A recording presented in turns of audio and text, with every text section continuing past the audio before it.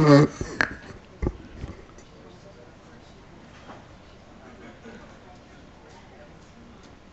Marie. Knuckle. What's that? Knuckles, we can't. I kissed already too many people. It don't matter. Good. Real good.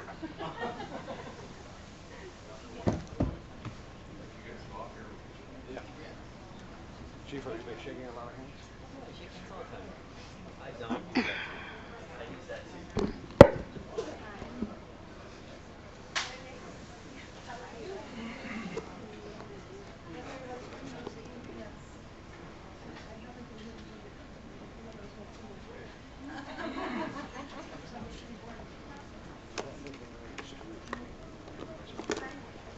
Oh, for crying out loud.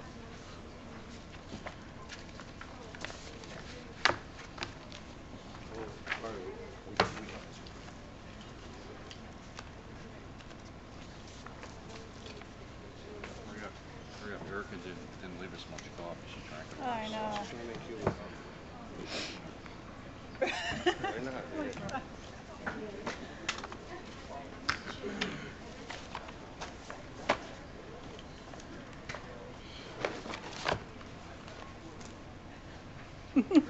Good. How are Watch. you? Mics are hot. Not my fault. Careful. How are you, Bob? You? No. Trying to be sanitary with the CDC recommendations.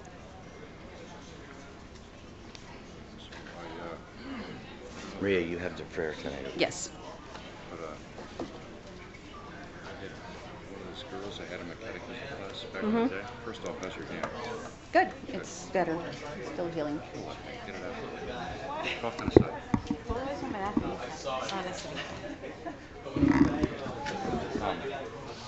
This girl that I had written.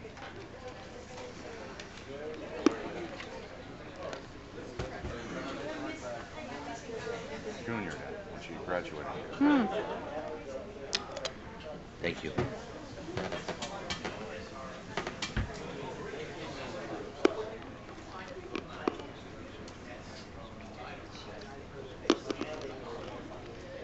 Oh, thank you.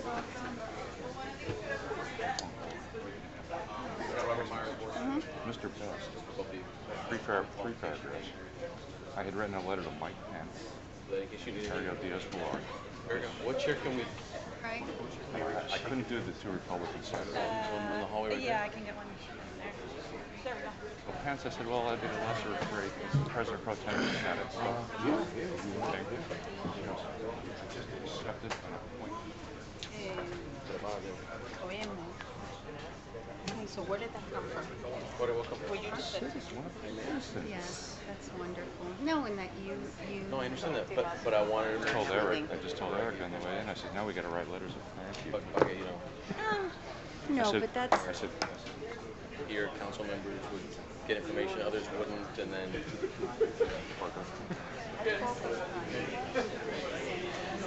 It's because what I'm doing and not doing. Punto.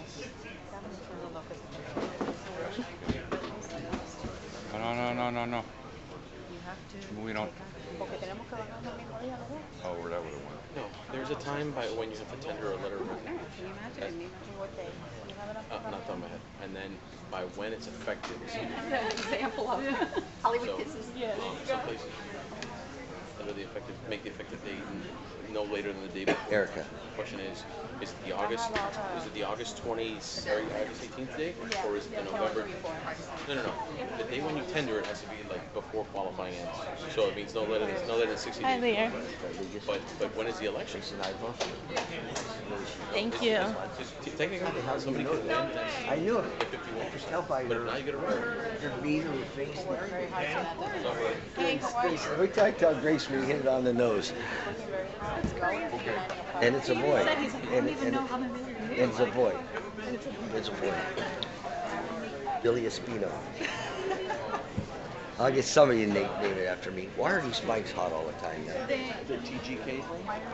That's what most people. But you can turn it I'm off. not turning it off. Oh, no turning. Microphone is on right.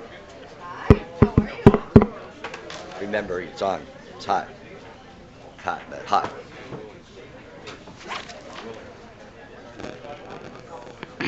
Mayor, Yeah.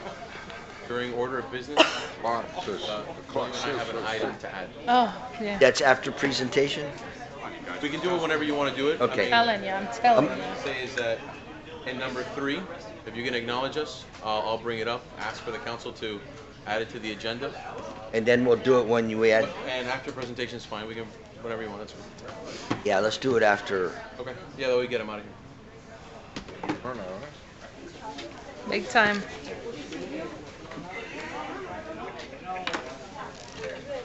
Must be something interesting on the agenda to have this kind of crowd, huh?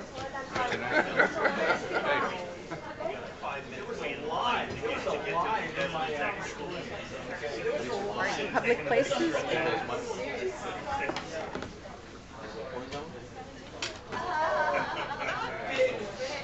My phone, Ready, Erica? a little hard to reset.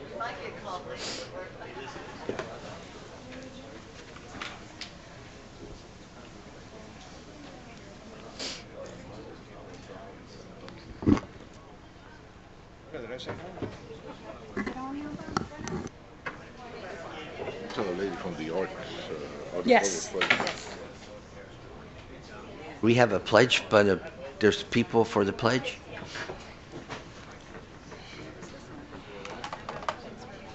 Okay. Okay, ready? Relax, Tom. He's all in. Okay? Call the roll, please. Mayor Bain, I'm here. Vice Mayor Mitchell, Here. Councilman Best, Present. Councilman Zapata, Present. Councilman Petrolanda. Here. Please stand for invocation. Councilwoman Mitchell, Vice Mayor Mitchell. Heavenly Father, we thank you for the opportunity to all gather here tonight. We ask that you bestow your wisdom and compassion upon us as we combine our efforts for the betterment of our beloved city and its residents. We are reminded that while we may not agree on all issues, everyone present here tonight shares the calling to care for our community. For these and all of our blessings, we are eternally grateful. And now I would like to extend our deepest condolences and prayers to Omar Luna, our Director of Parks and Public Works, and his family, who sadly lost his father a few weeks ago, and last week his mother passed away. For that, we are greatly saddened. Amen. We have the M.A. Milam's K-8 Center, 6th and 8th grade. Come on up, we'll do the pledge. Lead us in the pledge. Come on, come on. We're doing, say it to the flag here, okay? Okay, you all here? Okay, right hand over your chest. All hats off. I pledge allegiance to the flag of the United States of America and to the republic for which it stands, one nation, under God, indivisible, with liberty and justice for all. Stay there. Stay there.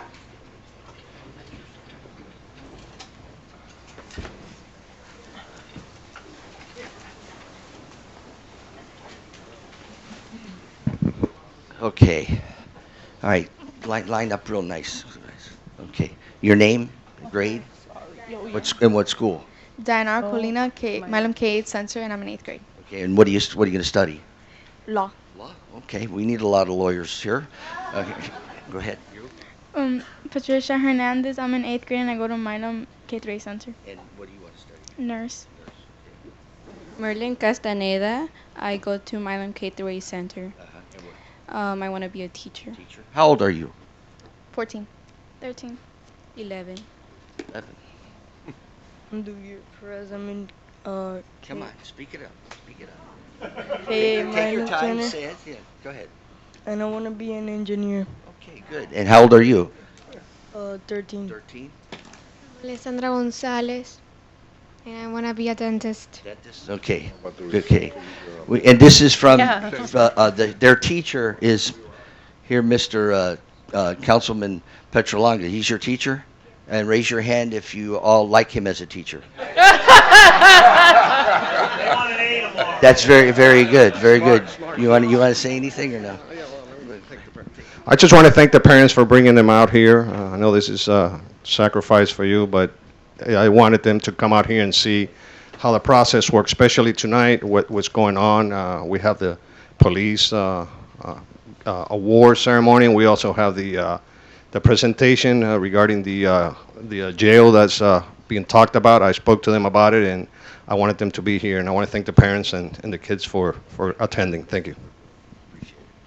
Thank you very much. Have a good evening.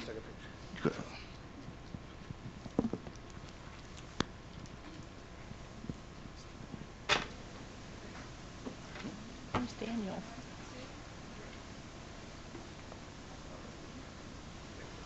Thank you.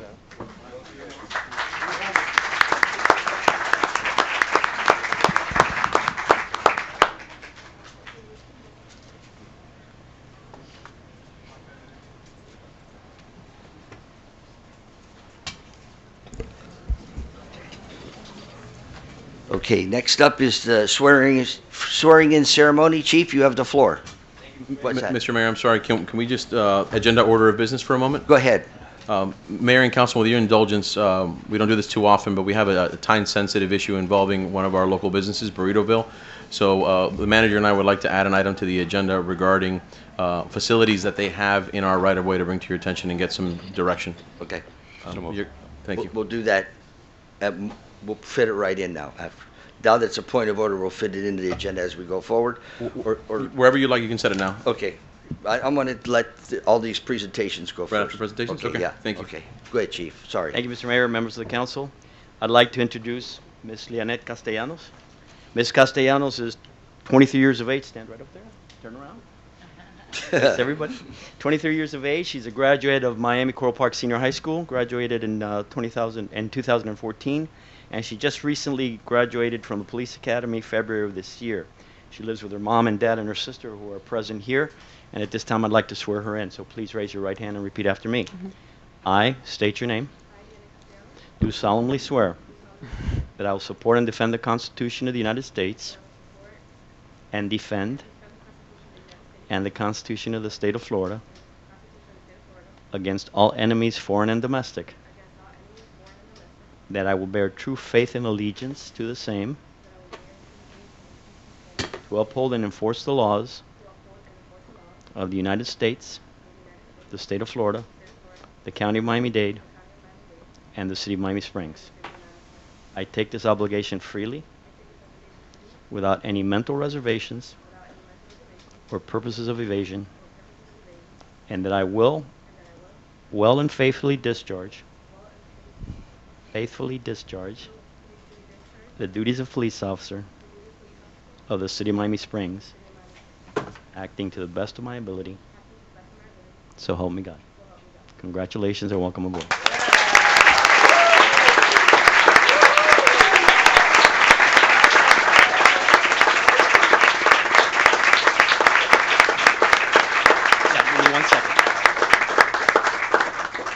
I know she's anxious to take pictures, but I'd like to say something to you and to your family. I want to congratulate the Castellanos family because, as I told Leonette in my office before I formally hired her, many people sit in my office during this process, but not many people get there.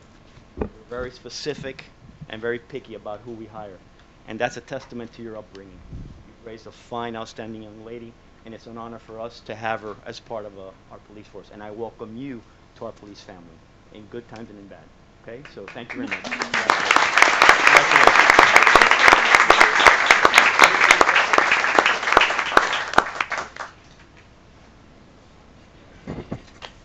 I'll tell you one thing. She brought the crowd out for to be sworn in. Yeah, Bill, right?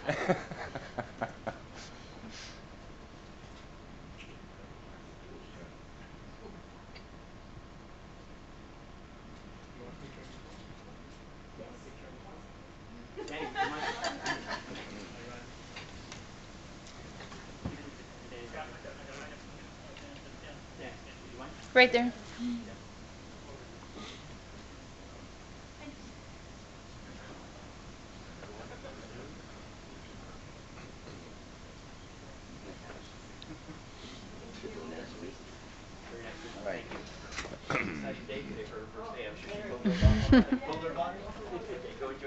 Congratulations.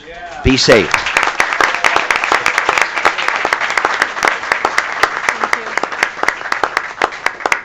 Okay, we go on to 4B, a presentation by Miami-Dade County Correction Director Daniel Jr.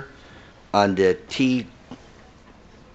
TGK expansion proposal. Welcome.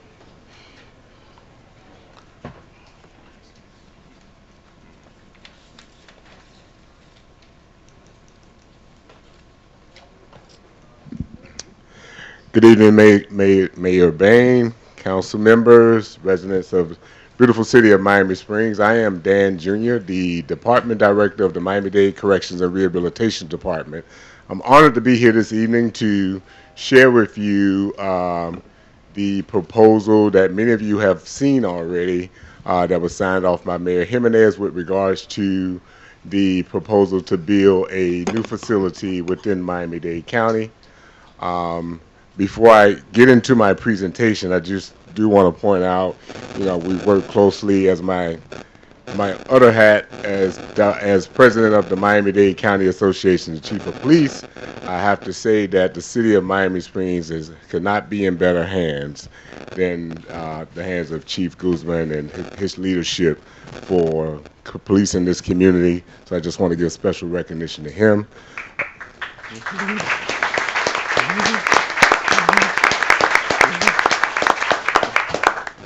Now, I know this memorandum that was signed off by Mayor Jimenez a couple of weeks ago has prompted a lot of conversations, a lot of discussions, which ultimately leads to a lot of miscommunication. So I want to personally be here to share with you some information and share with you the facts. Before I get to the slide, however, I know one of the major point of contentions was the proposed location of the new facility. So I presented the same PowerPoint to the County Board of County Commissioners on March 3rd. Following that meeting, I was directed by the Board of County Commissioners to go back, update the report, and we're going to go back and report back in June to not only propose the existing TGK site, but also additional options throughout Miami-Dade County, so that the report is not going to focus just on the one location. We'll come back with another report that identifies several locations for consideration.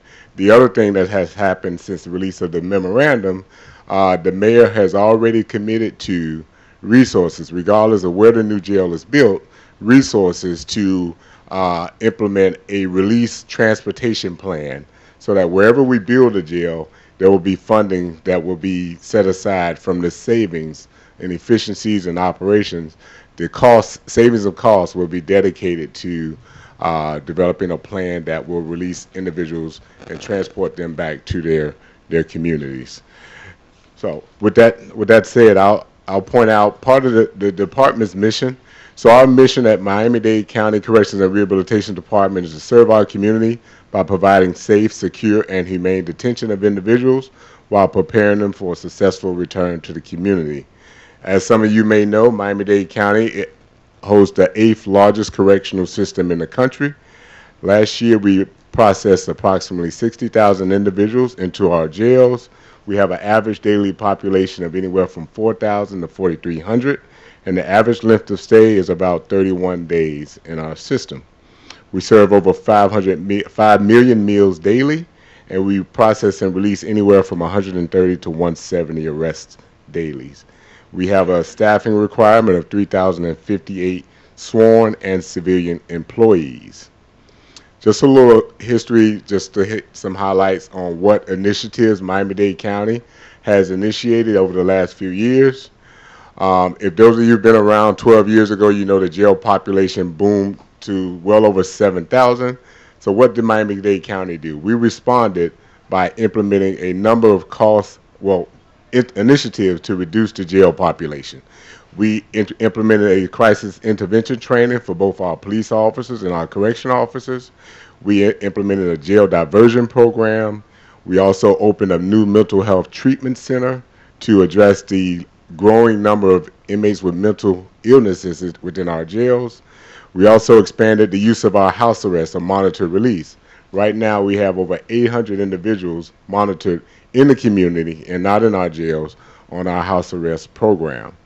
Miami-Dade County also initiated the civil citation program, which gives law enforcement officers the option to issue a citation versus an arrest. As chair of the Dade Miami Criminal Justice Council, myself, I enacted the ad hoc committee to look specifically at cashless bail. That we've seen cashless bail happen in areas like Philadelphia, New Jersey, and they've seen a drastic reduction in the jail population by transitioning to that type of program. Miami-Dade County was also selected as a learning site for the pretrial services program, which is a risk assessment which most agencies have used throughout the country. It's a nationally recognized risk assessment which actually looks at the person's risk to the community versus their ability to pay. Because cities throughout the country have noticed that there are folks who remain in jail only because they don't have the ability to pay the couple of $100 or $1,000 to get out of jail. So most counties are transitioning to a risk-based assessment and not a fund-based assessment. So what did that mean for Miami-Dade County?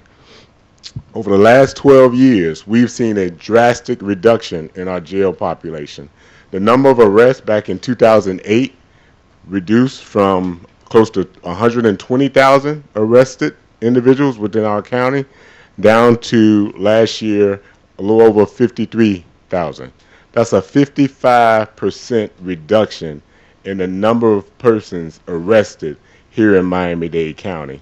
What does that mean for the jail population? The jail population also reduced by that amount.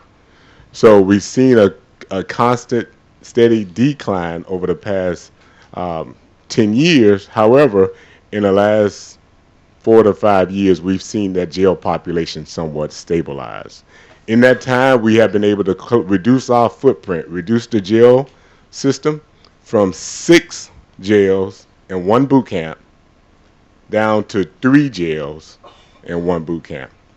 However, the challenge is that, and first off, that's unheard of. Miami-Dade County should be applauded for the work that we've done with regards to reducing our jail population, safely reducing our jail population, and being able to do that on a constant basis. The only challenge that exists to this point, of the 3 remaining jails, 1 of those jails is severely aged, 60 years of age. It's in total disrepair. As you see when I get to the further slides, you'll see why there's a need for another jail. The next slide shows the different types of detention facilities that we currently have. The pretrial detention center and the training treatment center, or the old stockade. Those are first generation jails. They're comprised of linear cell blocks, intermediate officer supervision, minimum direct line of sight, officer patrol outside the corridors, and difficult to observe the inmates. We've had to install over 600 cameras at our downtown jail just to have an eye inside of the cell block to know what's going on. Now, this type of model is very staff intensive and costly to maintain. Second generation jail, North Dade Detention Facility and the Women's Detention Facility, both currently closed. And our third generation jails, which are the most modern type design, the Metro West Detention Center and TGK. The next slide shows the location of all of our facilities, from the North Dade facility to our headquarters, TGK, Stockade, the downtown jail, and Metro West. The next slide gives you a brief overview of Metro West Detention Center. That facility, again, is built in 1991. Has a rated capacity of 2,234 beds. Is currently at 93% capacity. The next slide gives you a brief overview of the Turner Guilford Night facility, which was opened in 1989. Has a rated capacity of 1,000 beds and is currently at 77% occupancy. This facility also houses our mental health treatment center, which is 6 units that we retrofitted to transition the inmates from the downtown jail. If you heard the stories that were covered by the local media about the forgotten floor, the 9th floor, the downtown jail was built in 1959 without the idea of having to house mentally ill inmates. However, Miami-Dade County housed suicidal inmates in this environment for several years. We were able to safely transition that population from PTDC to a more therapeutic environment at TGK, which is still operational. We also centralized all arrests in 2013 at the TGK facility. It currently functions as the centralized intake facility for all police municipalities within the county. We also operate 2 video courtrooms out of this facility. Moving to the pretrial detention center. This is our downtown facility for those who haven't seen it. Again, a first-generation jail built in 1959. It's the second oldest facility in our system. Served as the principal booking facility for several years. Currently has a rated capacity of 1,400 beds and is currently at 74% occupancy. So why do we need a new jail? We need to replace the aging infrastructure. I've had several conversations with many advocacy groups saying that Miami-Dade County is expanding its jail system. Miami-Dade County is encouraging mass incarceration. That couldn't be further from the truth. This is not about encouraging mass incarceration. This is about addressing the aging infrastructure of our criminal justice system. I've heard Mayor Jimenez say this multiple times, that the reason we do what we do is for our children and our grandchildren. So we can have the best courtrooms, courthouses, we got the best police agencies, which I feel we do here in Miami-Dade County, but if you don't have a place to put the folks, then your system fails. It's estimated to cost about $300 million just to renovate the downtown jail, just to bring it up to code and meet the 40, 50, and 60-year recertification. The linear design is insufficient and staff intensive. It currently does not meet standards of confinement for 35 square feet of unencumbered space for single cells and 70 square feet total floor space for each inmate. Has insufficient number of segregation cells for discipline and protective custody, insufficient reentry programming space for educational, vocational, and reentry, and insufficient treatment space for the mentally ill. The next slide just shows a couple of photographs of the facility. This is one of the more modern housing areas within that facility. The next slide shows you the aging water pumps and AC systems. Next slide is a photo of the air handlers. Another photo of the chiller room. After that is another photo of the air handlers. After that is a photograph of the aging and corroding cast iron plumbing system. And after that is a photo of the insulation and degrading AC ducts. Training and Treatment Center, or formerly known as the Stockade. Again, this is the first generation design jail. In 2016, because of the dip in the inmate population, we were able to decommission this facility and transition that population to our remaining 3 facilities. This facility was constructed back in 1953. It was utilized as a Miami-Dade County jail since 1968. It's the oldest facility in our system, minimally meets modern criteria for conditions of confinement. In fact, when the Department of Justice investigated Miami-Dade County, one of the things that the representatives from DOJ and the monitoring team said we cannot see Miami-Dade County closing this consent decree with this facility still open. So we were able to transition that population in 2016. However, if we don't act, and if there's that population increase, which the consultants said that they expect it will, we will find ourselves housing people back at this facility, absent a new facility.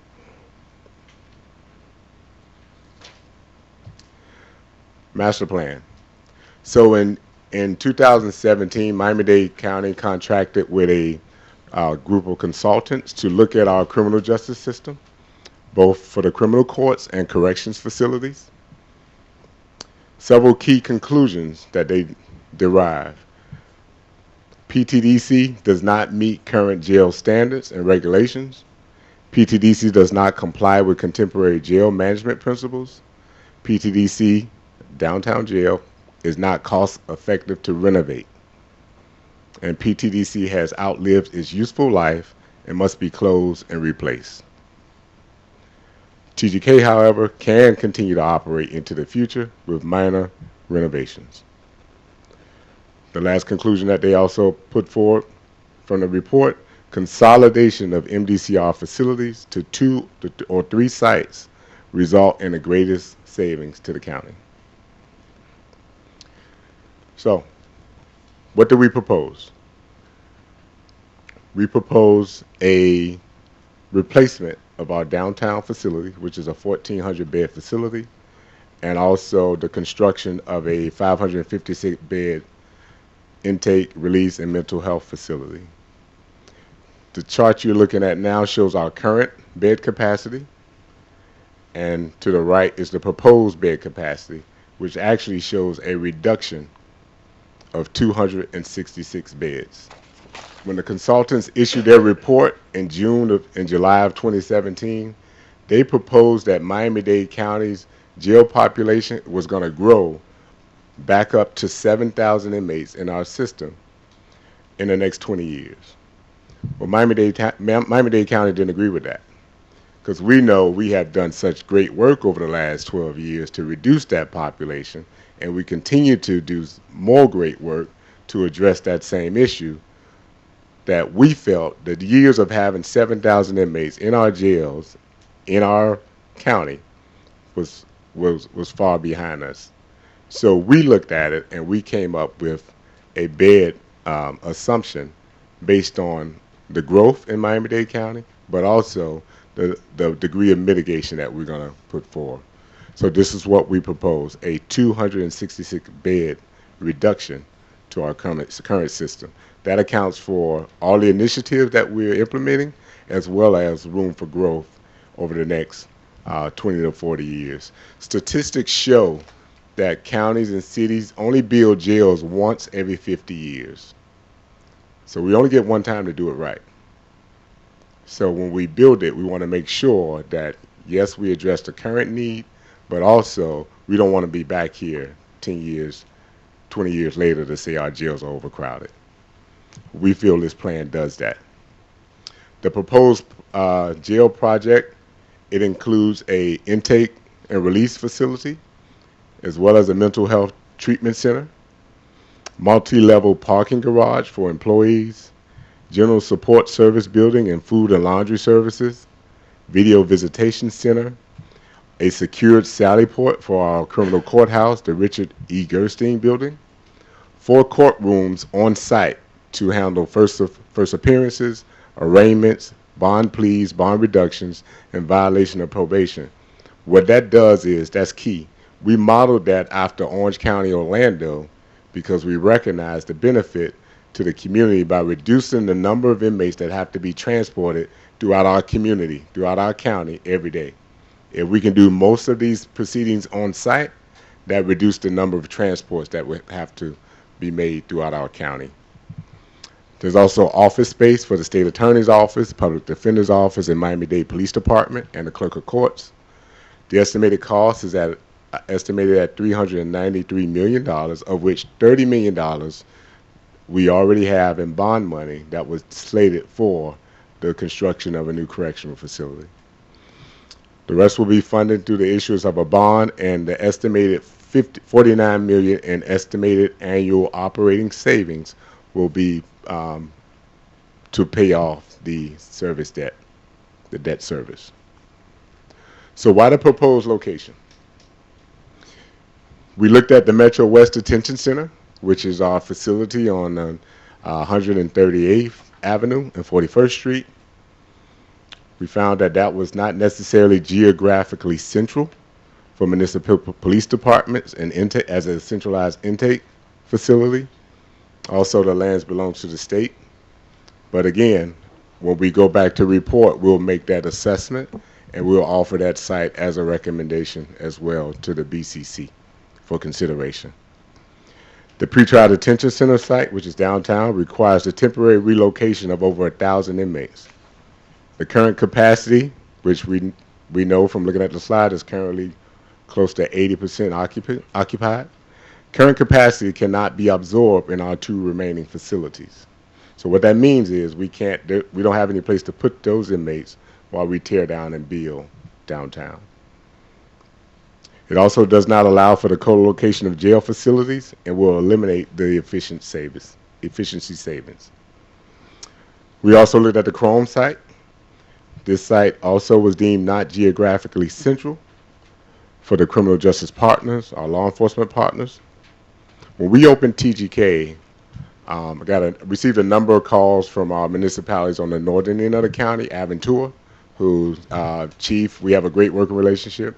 But again, wherever the jail is placed, we have to give that consideration for those communities who's going to have their law enforcement officers transporting out of their city and have to make it back to their city. So again, the location, we have to make sure that it meets the needs of the entire county. It's also that location is being considered for temporary housing of the homeless and does not allow for co-location of jail facilities and also eliminates the possibility of efficiency savings.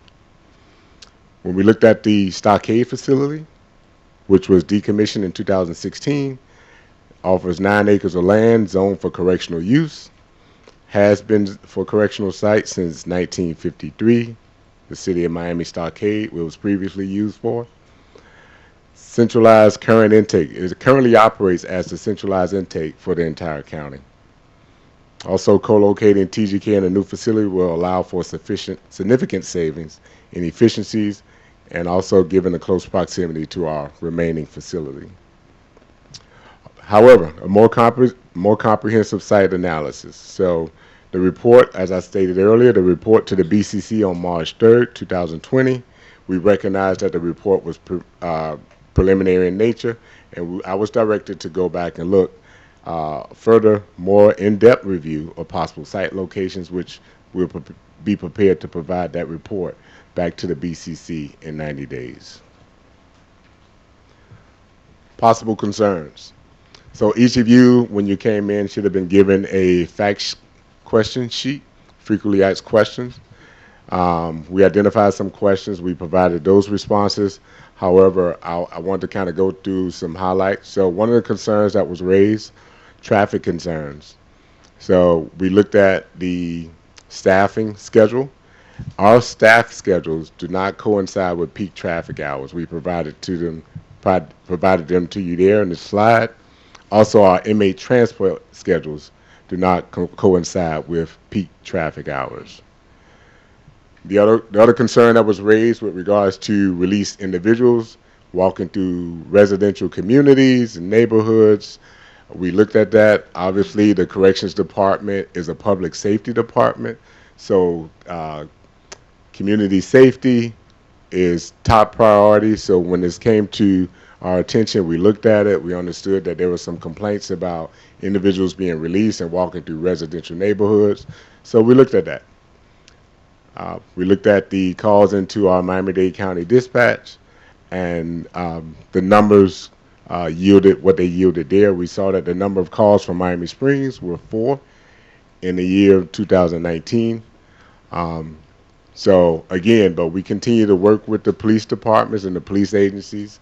I'm in constant communication with Virginia Gardens, I know they send them over information if they have any issues, and we look at each one of those as they come up. Homeless persons, so we have a MOU with the Homeless Trust. Any person that's identified as a homeless individual that's released from TGK is linked with services before they step out of TGK. There's a homeless outreach specialist that works on site within TGK that's at every AM and PM bond hearing. So when they're identified as a homeless person and they're released, they're linked to those services and even transported to a shelter if a bed is available. Obviously, these folks don't bond out at night because they don't have money to bond out at night, but we do have those services provided during the day. I described the current release process. However, again, I will reinstate the county has committed to funding a release transportation program for once the new facility is brought online. And the final slide just talks about next steps. Again, this is very preliminary. This is the first step in having the discussion. I know this is going to be a long process. There's going to be a lot of dialogue surrounding this proposal. But again, the Corrections Department, myself, we're here committed to work with the stakeholders, work with the cities to find the best plan for Miami-Dade County as a whole. And I'm here to answer any questions that anyone may have. Thank you again, Mr. Mayor. The one question I have, and then we'll go around the idea of transport. Did that just come up? Was that part of the original proposal, or that just came up in the last commission meeting? No, that was not a part of the original proposal. That came up at the last commission meeting. All right, who wants to start it? Yeah, Mr. Junior, thanks for being here, and I know that this has to be awfully difficult for you. You have an awesome name, by the way. Is it Bob Best? Yes, sir. Okay. Well, yours isn't too shabby either. Yeah, that's true. No, sir, in all fairness, you made a statement earlier in your presentation, and you said every 50 years the county tries to spin jails or correction facilities to build other facilities because they run out of their usefulness, so to speak.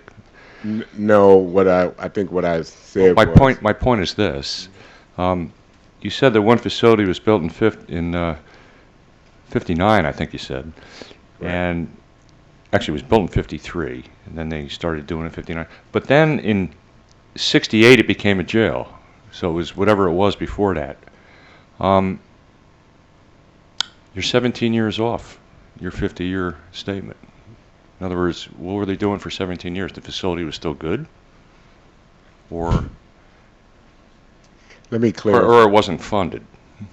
Yeah, let me clarify my statement. What I said was based on the statistics.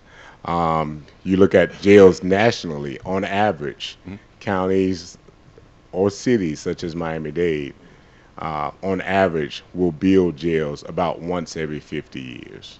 Okay.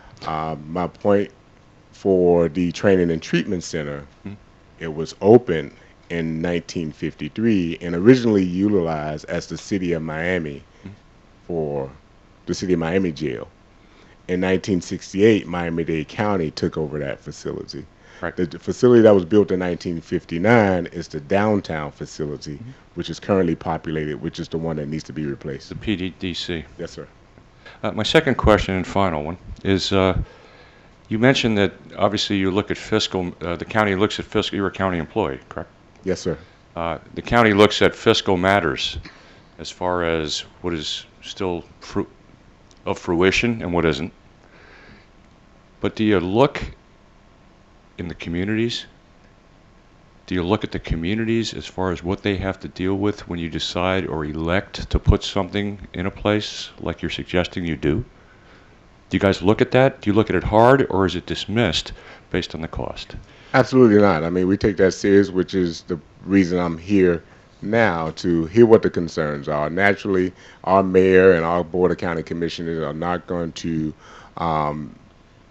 sign off on a plan of this magnitude without having listened to the community and our residents and making sure that we take that input and make sure that we keep everyone's community and residents safe. Well, officer, I'll tell you this. You see what this community thinks. Okay, playing off what you just said about taking in consideration to the communities. If in fact the meeting on what was it, March 3rd? Yes, sir. In fact, at a March 3rd meeting, there was a very good possibility, without a consulting with Virginia Guards, Miami Springs, Medley, and Doral, that could have went through that day. This project could have went through that day. That is correct. Okay, They could have accepted the report that day. They could have accepted the report, which Yes. took it a step further without any communications to the four cities. So I kind of take it, for our residents, take exception to that, because we weren't consulted about possibly putting it there. So I think that job wasn't taken care of, to put the output to the communities of what you're trying to do. My second thought is, since the fact that you're going to approve pickup and the approval to pick up people from the jails and bring them to wherever they have to go, that should be a very good point that where your proposed site should be. That lessens the impact of that to me gives you the opportunity to put this facility somewhere else, because you're going to transfer the people that are jailed and released will have the opportunity to go home. Third thing.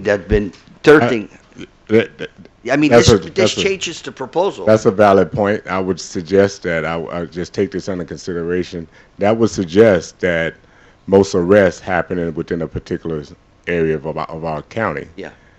So, but that's the point. The point is that after the arrest, the point is that what happens to these people that we've been put. I know your statistics say 4 or whatever, but I've lived here for 62 years, and I fished behind the jail, the original stockade, and used to wave at the people. But the bottom line is, we've been around this a long time. I mean, when I was growing up, they found escapees in my backyard corner. When I was growing up, I was 11 years old. The other point I want to ask you is that the sites downtown that you're going to tear down, okay? What happens to that property? Where is that going to go? I mean, is there going to be any kind of, in other words, it's going to be destroyed and flattened? What's the economic value to the resident when that happens? Are they going to sell that property to a private interest to rebuild? And if they do, is that money going to come back to the resident of the county, or how is that going to play out? Do you know, or you don't know that? So that hasn't been a part of the scope, but I would envision anytime if we relinquish that property, it goes back to surplus in Miami-Dade County, and the board can decide what happens with that property at And the so time. what this becomes down to is districts, and one district doesn't want that in their property anymore, so they're going to take it out and move it and put the onus on another district, without any communication to the people that live in that district. So my big complaint about this is I heard that this has been in process since 2008. Since 2008? Yeah.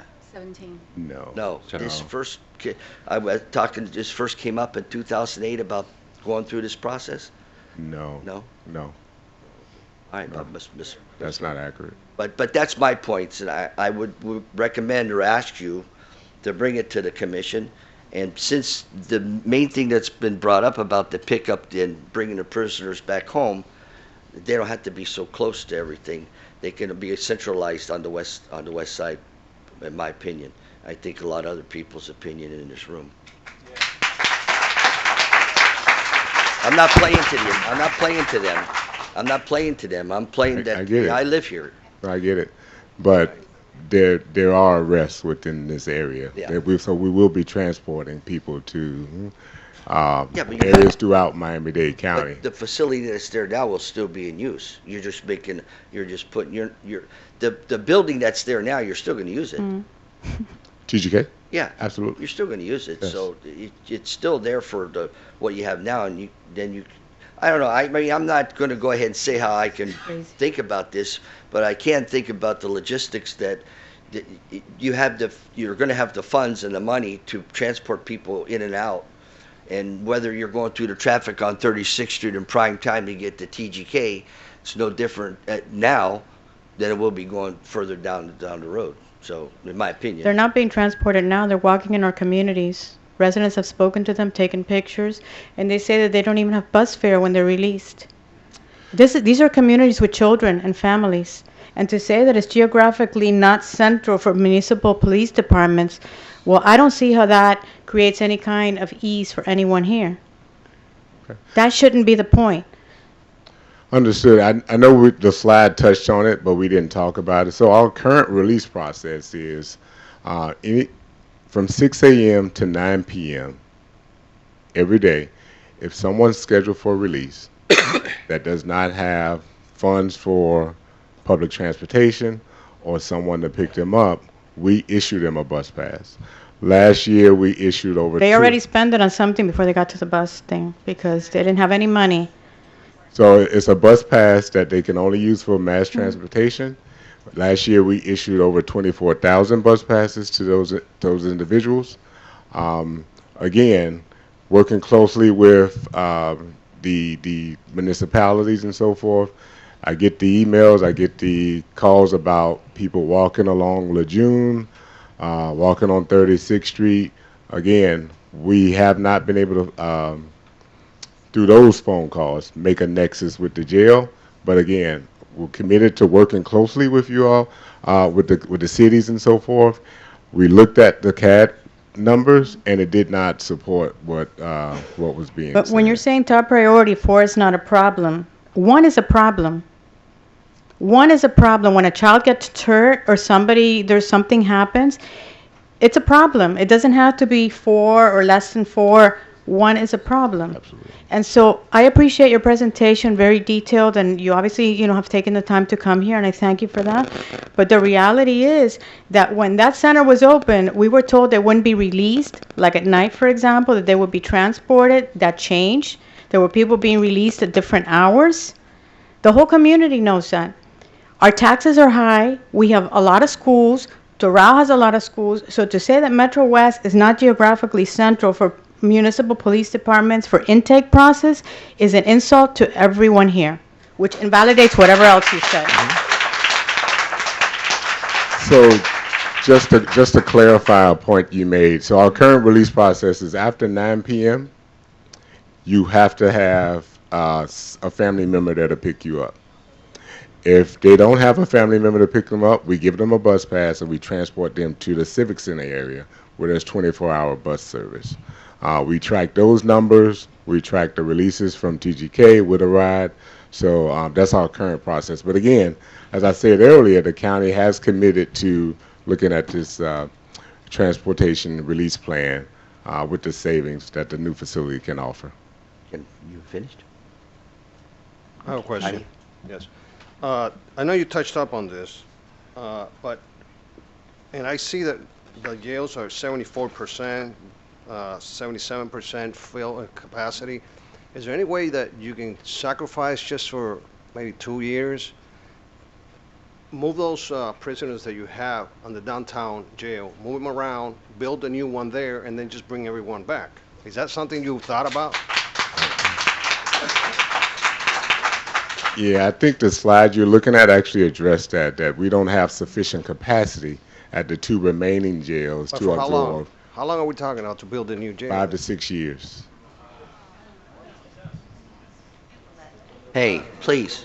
I don't know. It doesn't sound right. I think we can do a little sacrifice.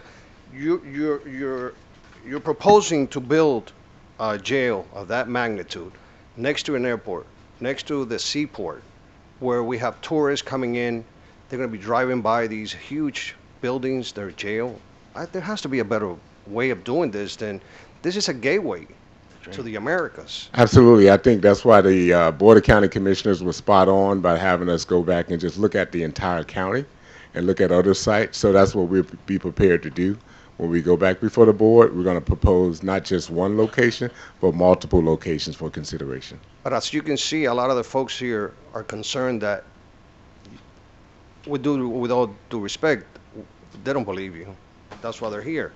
Because we want to make sure that you go back and you actually do what you're saying. Because a few minutes ago, the mayor brought a point that there was no, you guys didn't talk to us. This could have just moved on without you being here and talking to us. So Do you understand the concern that we have here? We live here, as the councilwoman said, our taxes are very high here. We have children, we have schools, we have parks. All it takes is one mistake by you guys for us to pay for it. One mistake. Okay, we have to get it right all the time. And we can't afford for you guys to make one mistake and then come here and say, I'm sorry. This could be built somewhere else, not here. Absolutely, and we definitely understand that. So we definitely understand that, and again, we're committed to keeping our entire county safe. So this same sentiment, same concerns will be a concern for wherever we put the jail, which is why the BCC was spot on in having us look at multiple locations to see what best meets the need of the county as a whole. Yeah. That's all I have, Mayor. Thank you. Thank you. Director Junior, thank you again for being here, and it's an excellent presentation, very informative for all of us. I think we've learned a lot about just jails in general, and I know it's a huge responsibility that the Corrections Department has to ultimately protect the community. Yes, ma'am. However, I want to make some points. You said that, well, from your presentation, you commented how the Corrections Department should be commended for the work you've done, you and your department and the staff in, as a whole. County Yes, as a whole with Right. corrections. Right. I believe our communities of Miami Springs, Virginia Gardens, and Medley should also be commended for being the site for a third of those facilities up till now for the past 20 years. 20 years ago when TGK was built there, our community didn't want it there, and ultimately we allowed it to be there, or we, believed what the county said, that it wouldn't impact our communities. It is impacting our communities. So based on the past 20 years of experience, and my understanding is with the Virginia Gardens, that they were promised that the people would not be released at different hours, that they would be given bus passes. A bus pass is useless if you don't have a place to go. So it means nothing. You're just going to stay in the area where you're released. And for the past 20 years, our communities should be commended for having this facility here. If we're talking about no one wants it in their backyard, we already have it in our backyard. So we need to find other backyards to spread the wealth of these communities.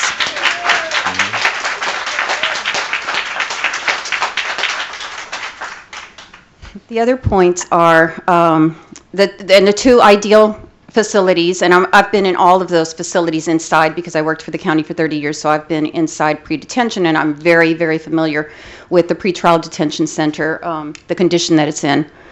However, it's a great site because it's connected to the Richard Gerstein Courthouse, and you have that little walkway where you can walk the inmates right across into their court hearings.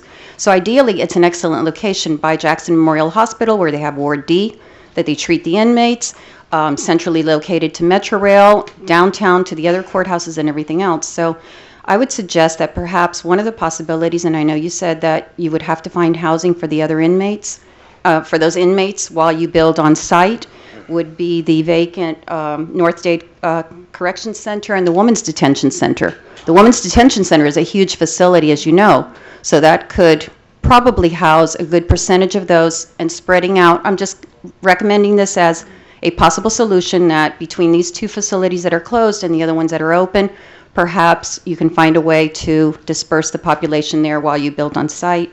The other ideal location... Just a point of clarification, I'm sorry to jump in there. The Women's Detention Center only has 200 beds, and the North Dade facility was closed since 2007, and I believe it has less than 100 beds. So. Okay, between those and the other, I'm not saying just that, but between those and the other facilities that you have available who are not at capacity right now. And as we know, in the past, you've operated jail facilities past capacity before the crime rates went down. The other thing is the Metro West site, the Metro West Correction Facility. It's an ideal location. I understand that it's state land, but it's an area that would not impact any community. It's no further down than just continuing down 41st Street. And one of the concerns that you raised is that geographically, it's not geographically central, so it would inconvenience the police, corrections facility officers, and others who have to travel a little further. I would hope that the county would never put the inconvenience of county and public service employees above the impact of communities, because these employees will retire. As you know, no matter how good an employee is, they retire after a while, they move on to other jobs, but our communities forever. So how we impact our communities cannot be changed, the negative impacts that we build on our communities. And to that point, again, Ms. Vice Mayor, you're absolutely right, which is, I have to say again, why the board decided that we look at other locations and other sites throughout the county. I think what I'm hearing here is that from the sentiment that I get, doesn't appear that anyone's in disagreement that we need to replace the downtown jail. Is that correct? Yeah, as long as it's replaced in the right place. Absolutely. Yeah, So yeah. I think we all agree that the jail needs to happen. And that's But I think I preface my presentation by saying my direction and the direction of the county from the board is to go back and present multiple sites throughout the county for consideration. right. But that's the whole point of why you're here tonight. This presentation should have been given to the 4 cities a year ago, or whatever the case may be. That's it made the ignorance of not giving us the idea that what your approval was going to be, without giving us any opportunity to speak to it.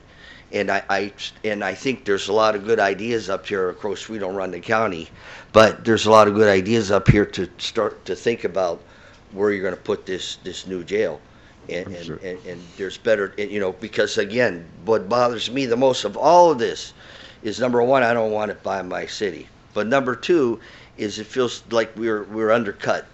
In other words, like you said earlier, on the 13th, that process wouldn't have been delayed till the June 2nd. There wouldn't have been anybody, without the idea that Mayor Dino sparked this on the 13th of February, when that came out and started going with it, and got attention to us. It could have went through on the 3rd and gone through. That's, the whole thing is to be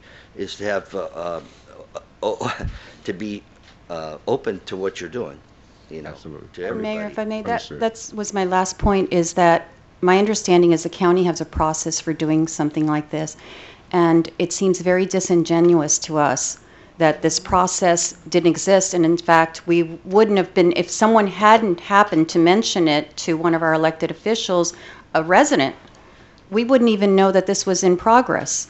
So there's something here, there's some process here that I know the county is supposed to follow before it gets to the point, and it's a very well report, a very well detailed, comprehensive report that was provided to the commissioners. I'm just in awe that it went that far without involving the surrounding communities, considering that you're talking about something that 20 years ago was a very, very big deal when TGK was being built here. And to build something additional next to it, the other point with this is that it really makes you wonder, when you give in to the county building something that the community doesn't want near you, the process then seems to be a few years later, they'll just add something else to it there because we built something there already. So you can see how we feel very blindsided by this, and it really needs to be in another community. We should not be known as incarceration cities. The thing is like, and God bless you for taking this, because I know it's not. I know.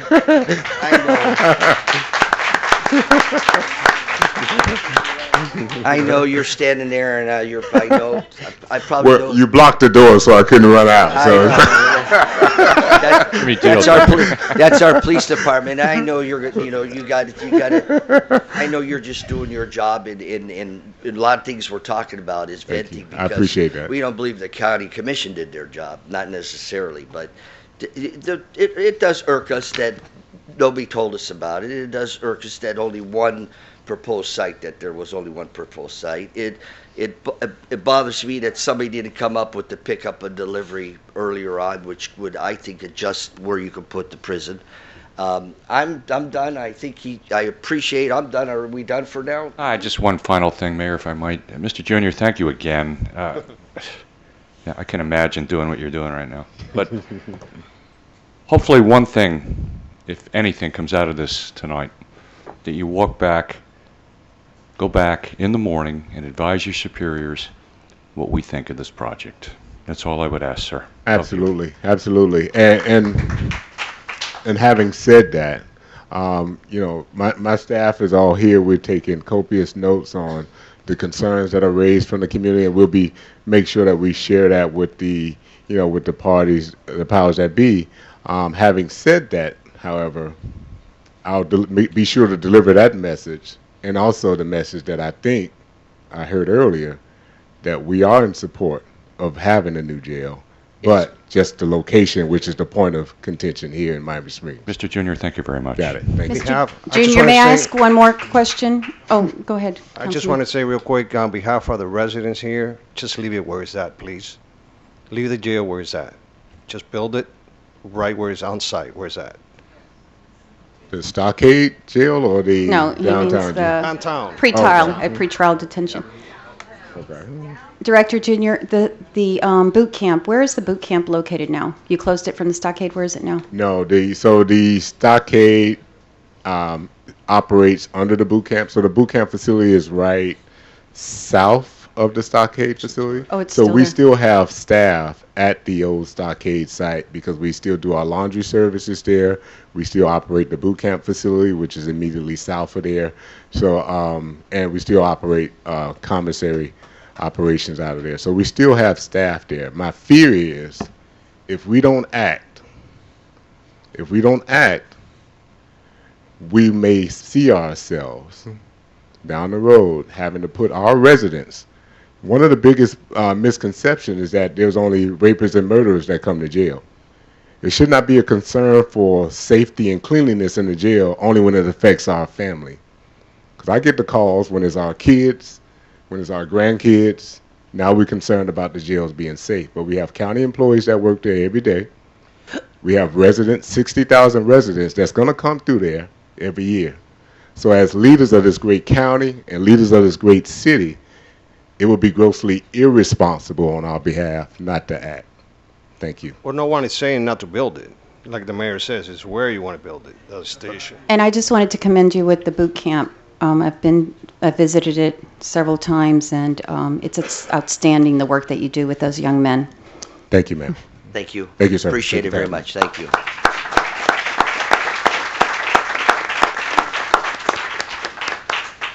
All right, I got a lot of people that are signed up to talk. They're on open forum, but I figure we'll talk after this. Vincent, did you want to talk on this situation? Come on up. I'm going to go a little out of order, open forum.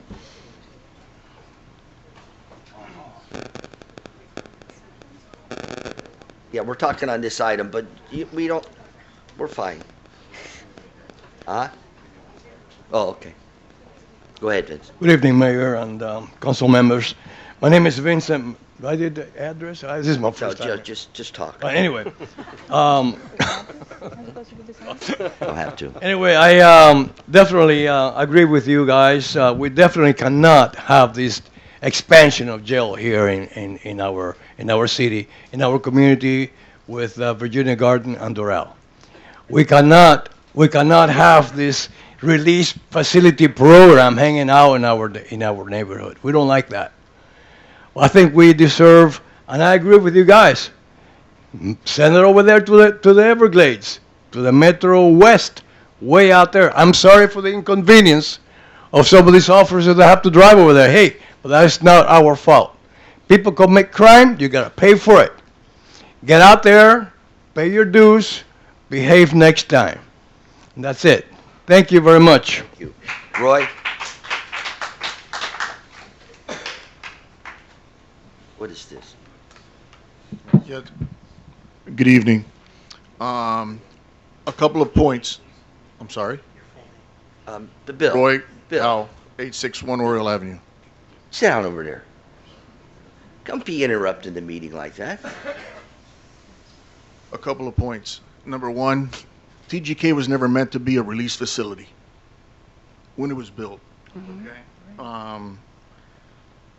After so many years, they said the main jail was overpopulated, and they brought it over to our backyard.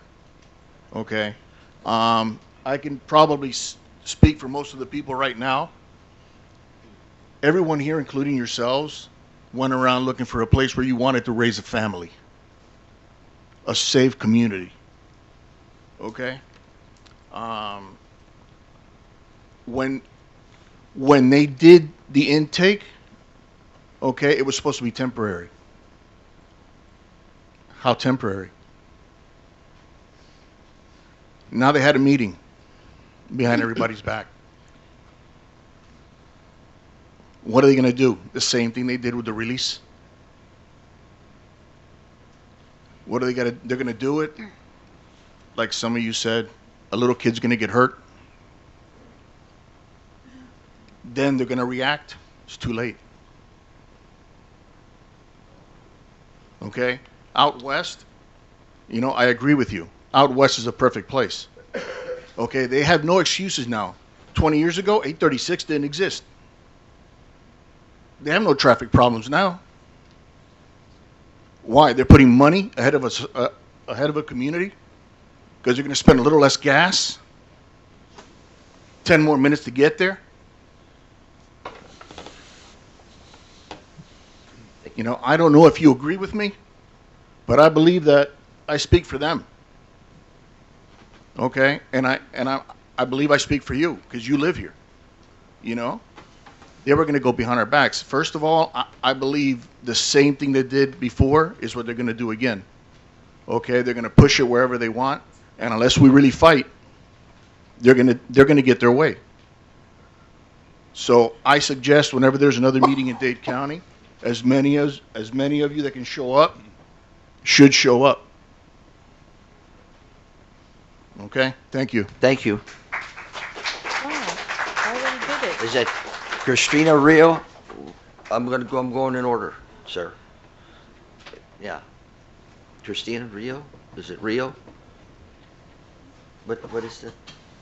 Miriam. Miriam Rio? Is that Rio though? Yes. Are you still here? Okay. Edwin Mendez. Edwin Mendez. They must have left too. Carmen? I'm not going to say the last name wrong. Spangenberg.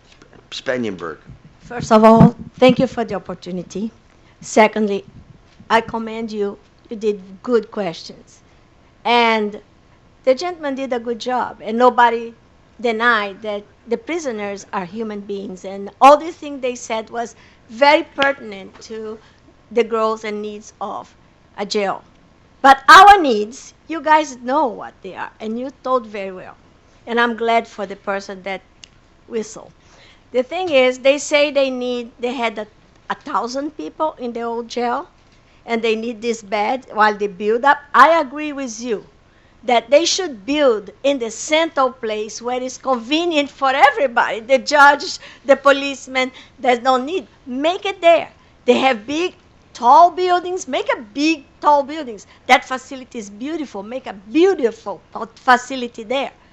But the thing is that they needed 1,000 beds, and you have 1,400 that was desactivated. You already have it. Right here. Put it there. Put it there. You have it. You just need to do it. And this will save you the going back and forth from the town to whatever you want to go. Will save our town too. Because we are a town that has how many hotels? We are close to the airport. Who saw about having a big facility of jail in front of an airport? We are not Banana Republic. I disagree with that because we are smarter than that. An airport should be developed for people coming and do the business. Also, I agree with somebody that say why they don't want to build that in downtown. Because downtown real estate is very expensive. Who's going to win with that? Nobody. If you put a good facility in downtown, everybody wins. Because what makes America great is that we don't think about who is making the buck is me, but what are we doing for our community? It's we. We. If we don't put our we first, you are back in the cages. Old ages. Why make us suffer unnecessarily? Because somebody want to make a buck? No. Airport is closed. 36 doesn't need peak hours. It's always full. If you drive 36, if you drive Doral, you know you always have traffic.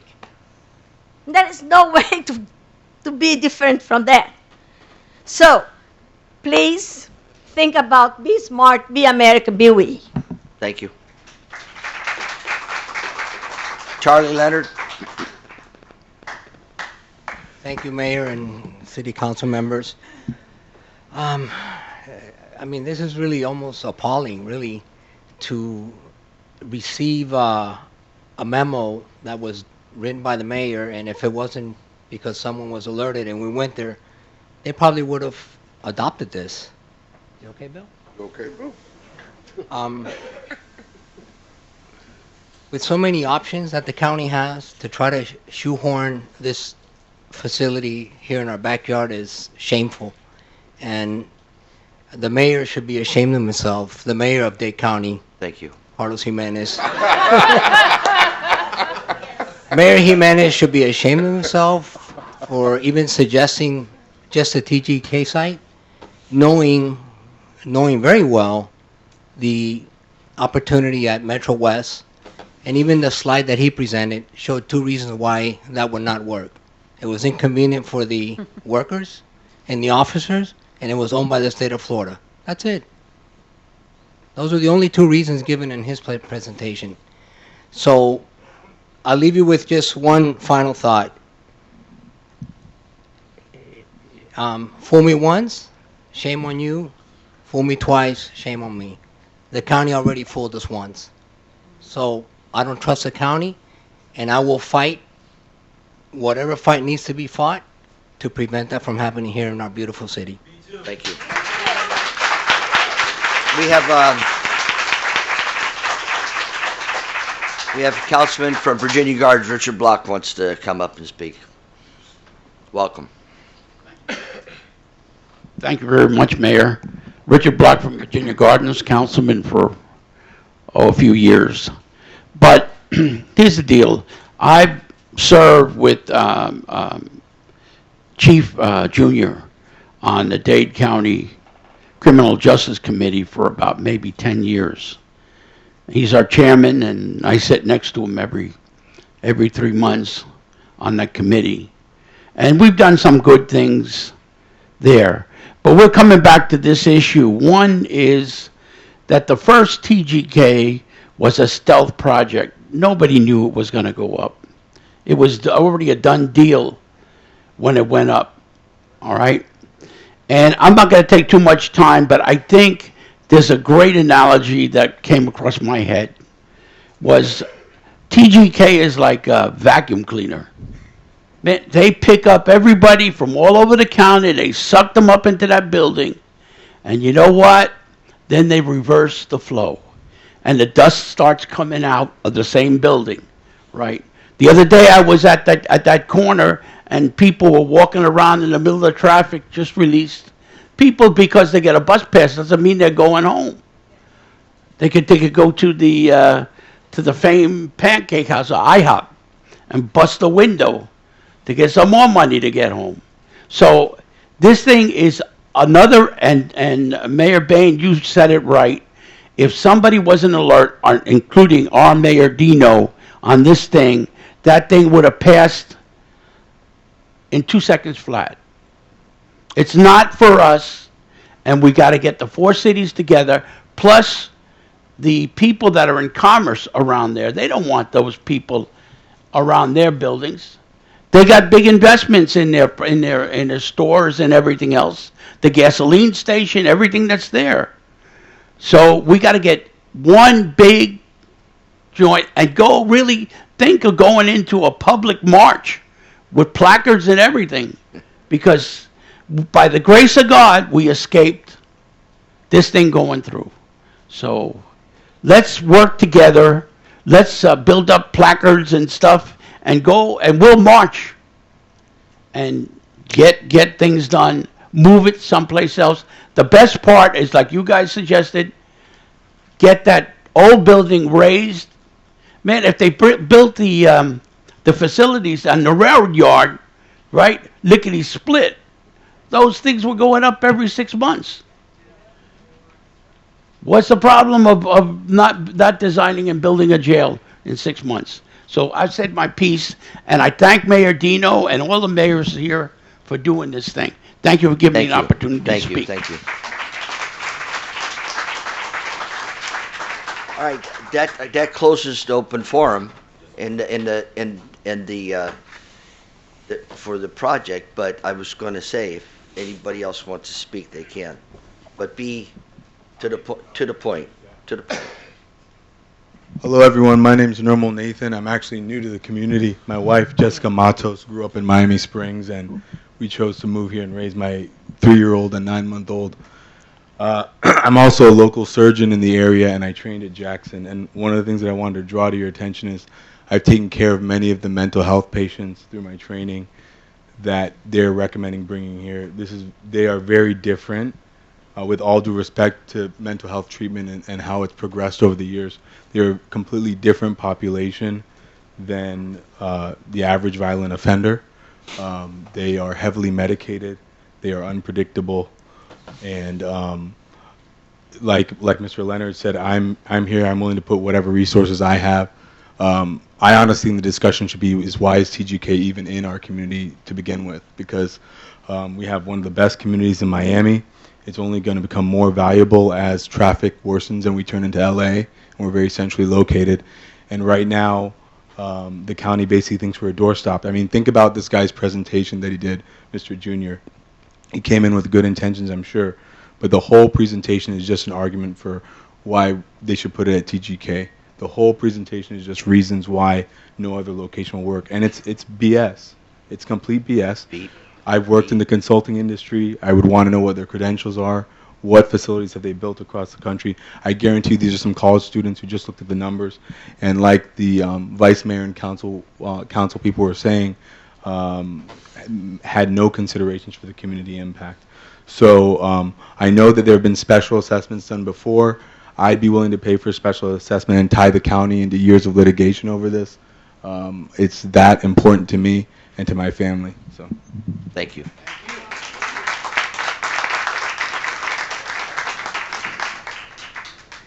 But to the point, not about your family or not, just to the point. Sure. So, Kevin Gonzalez, 530 Glen Way. I'll make it quick. I think the director and everyone already left, but I know that the council's going to... outside. Oh, they're here. Well, I'm sure the council's going to be... Oh, hey, everybody. All right. Well, I know that the council is going to be very diligent in following up with this, and I don't want to give up on the idea of having DC be the location, renovating it. I don't know what went into the consulting report that determined that it was not feasible. I don't know if they determined or took into consideration the financial and social impacts of the 4 communities that it would affect around TGK. I think they should revisit that, and I really believe that they should look at renovating that area and make a reassessment if that's actually feasible. Thank you. Okay. Mayor, before we end, I just want to make a point of clarification. At the commission meeting on March 3rd, when this number of 4 for all of 2019 came up, I talked to the chief and I talked to the captain, and they were as shocked as I was at the number. So they are doing a review of all the cases for 2019, and so that we can present you with what the actual numbers from our records show. So I just wanted to put that out there. Okay. We don't think it's 4, right? Is that what I'm hearing? No. No, there's been... Go ahead. Work we've been doing around here, relocating our records and dispatch, we haven't quite been able to run the report because it's several hundred pages long. First 3 weeks of January 2019, we had 15 suspicious persons calls. That's the first 3 weeks of 2019. So it's going to be probably in the hundreds. From the way I heard the presentation, they may have done a records request through Miami-Dade County. We all know that we have our own dispatch. They didn't do a records request through us. Okay. Get you those numbers tomorrow. Okay. I think in closing, I appreciate the turnout today, that we at the last council meeting, we asked, and I've been asking, I appreciate all the folks that came out to listen, to get educated on the situation, and don't let up. Like Mr. Block said, and the gentleman said, all of you came up and talked. We still got to stick together and keep an eye on what's going on. June 2nd looks like when they're going to do the presentation again. We'll try to get all the information that we can too, and we might have to go down to the county, and you all have to come show your face and speak just like we are right now. Okay, and I would like to take recess, 5 minutes. Okay, gentleman here. Hey, Patricia, nice to see you. Yes. How are you? Cup of coffee time, if there's any left. Yeah, I know. Better get your stuff together. Before he came, I was told. It started in 2008. Sorry about this.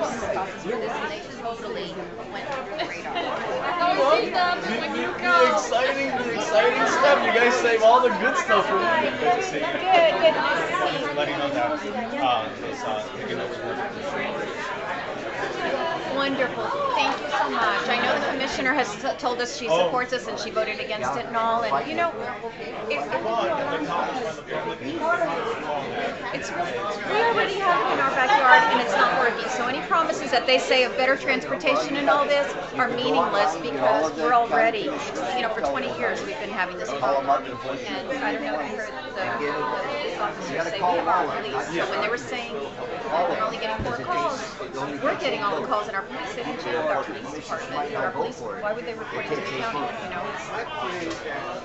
Thank you so much. Tell the commissioner. Thank you so much. Okay. Esto va rápido ahora. Oh, I forgot. Esto va rápido ahora. It should be out of here. They gave me the thing.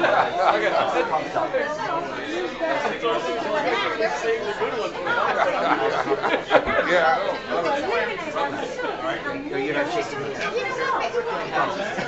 Who cares? I haven't been to China. Good to see you. Thank you.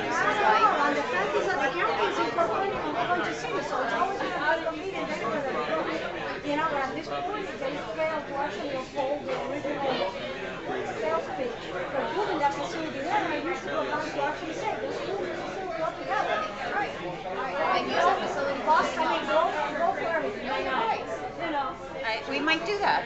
Make it even. Thank you for being on the. Looking forward to seeing.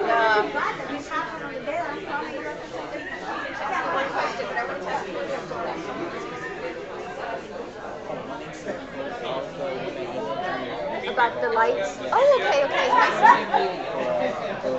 Oh, good. Did you talk to William? You told him where the areas were and all this? What I think there's some projects that I've applied for some grants in the past for community projects. Check that facility where you are right now in 36th Street. Want to ask for those kind of grants for mobility and moving and sustainability and all this. So we'll try. But in the meantime, you know what I'm saying? These don't happen quickly. It's not like we're going to get lights there in the next 6 months, But it's a great. I'm glad you brought it to our attention, and we should. We have lights other places. Let's try to get them there. So we'll. All right. Well, nice to meet you. Thanks for coming. Very good statement. Oh, thank you. Well, the memo that he sent out about the scale said they considered doing a P3, but it wasn't feasible. With the money you're gonna make,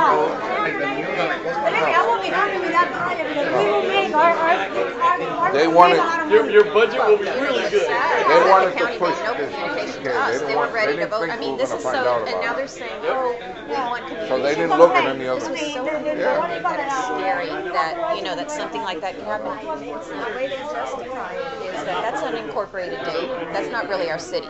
So Oh, in their okay, minds, great. they're saying, well, that's not really I'll be in Miami touch Springs with or you in the Virginia next couple of Gardens. days. Right, so really, we're just being, you know what I'm saying? They justify it like that, which they're the county. We're all the county. We're a community in the county. We have just as much input as Coral Gables, as Del Real, as, Pembroke Pinecrest and everything else, and City of Miami, So we'll be fighting. No, we can't. What we'll do definitely on our part is just say find another place, because I feel very strongly, I don't care about the transportation, and all this that they make promises. It hasn't worked. We've got 20 years and it's not working now. So that means what we have to do is not allow them to build there. And I think the pressure now, knowing that they have other facilities, they have the Metro West, they have these, if they don't have a place to say in the meantime to build where the same site, they do have, because they have 2 facilities that aren't used and they have all the other facilities beside their under capacity. And in the past, when they had a lot of jails, they were operating facilities above capacity, so they can do that too. So really, they can spread the inmates around for 2 years, 3 years while they build the facility. Wait till tomorrow. So the artist left. No, they've done one study and it's for that site. Well, they did approve a resolution authorizing the recreation of their board in the first place. There's some record somewhere. It started back in They had done one 2008. study. They It was opened for it that up. site. They told me he denied it because he didn't know it was over. I did my little problem in there before I got up there. That this individual Say we're worried about the traffic. Oh, really? It's one thing for them to say we're solved. We're going to build another road. We're going to. It's more important than that.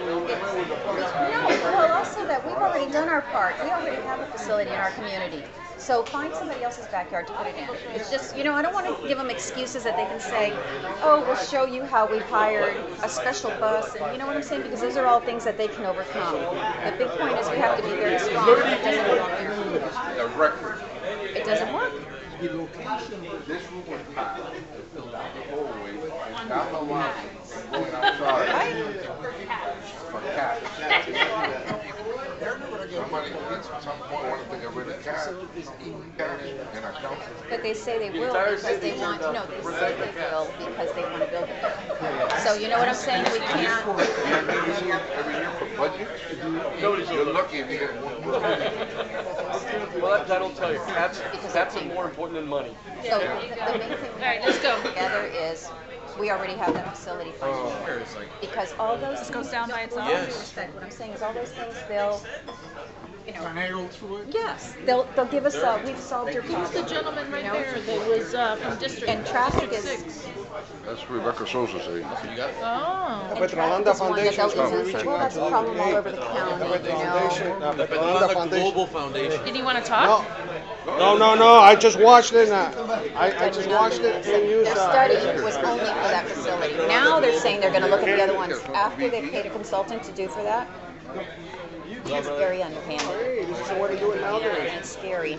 It really is because I expected more from the county, for our community.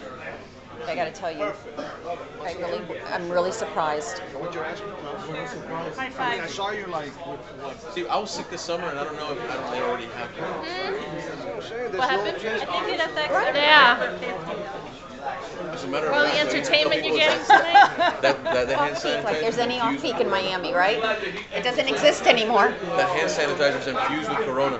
No, this is what was given in the 5K from the superintendent. So you think you're trying to kill Superintendent of Public Schools. kill all the teachers?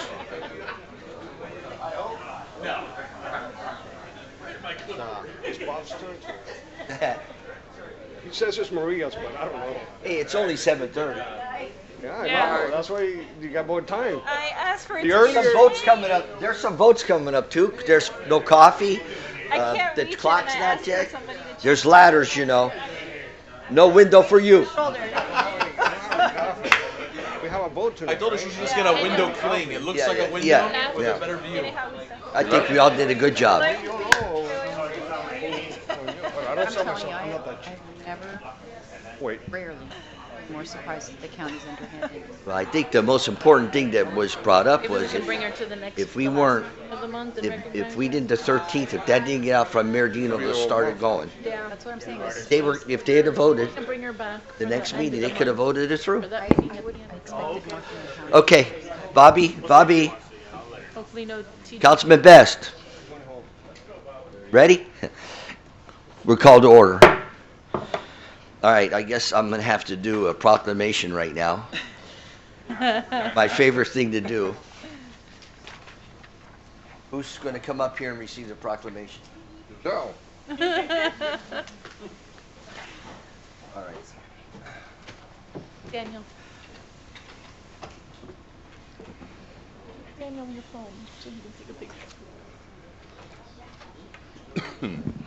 Take that off for me. Yeah, take that off. Thanks. Okay, this is a proclamation.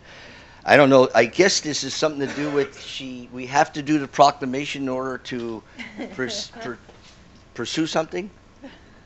Is that what it's about? Giselle can explain it. We're a part of NIGP and a membership, and it's nationally recognized as March as the Public Procurement Month. So I wanted our city to be a part of that and recognize the procurement department, and also having it as March being the public procurement. How long have you worked here? In total, a year and a half, a little bit over. I don't understand a proclamation for somebody who just worked here a year and a half. and I got to read it, but I'm not reading it. I'm not reading Yeah, right. But it's about it's about how we do things the proper way, and she said what were the national, let's see, Southeast Florida Charter of National Institute of Government Purchasing. Just this, everything in the government can't be simple, and it's a public procurement month, and it's from me and the council, and congratulations. Oh, you shook my hand earlier. You wouldn't shake my hand.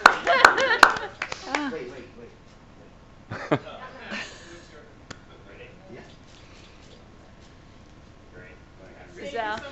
Thank you. Good. Giselle. Thank you so much. It's about the art. Recognizing artist display. Oh, thank you. Pretty cool. Thanks, Willie. So. Okay. Thanks, William. Thanks, William, for the hat. You didn't have to answer me.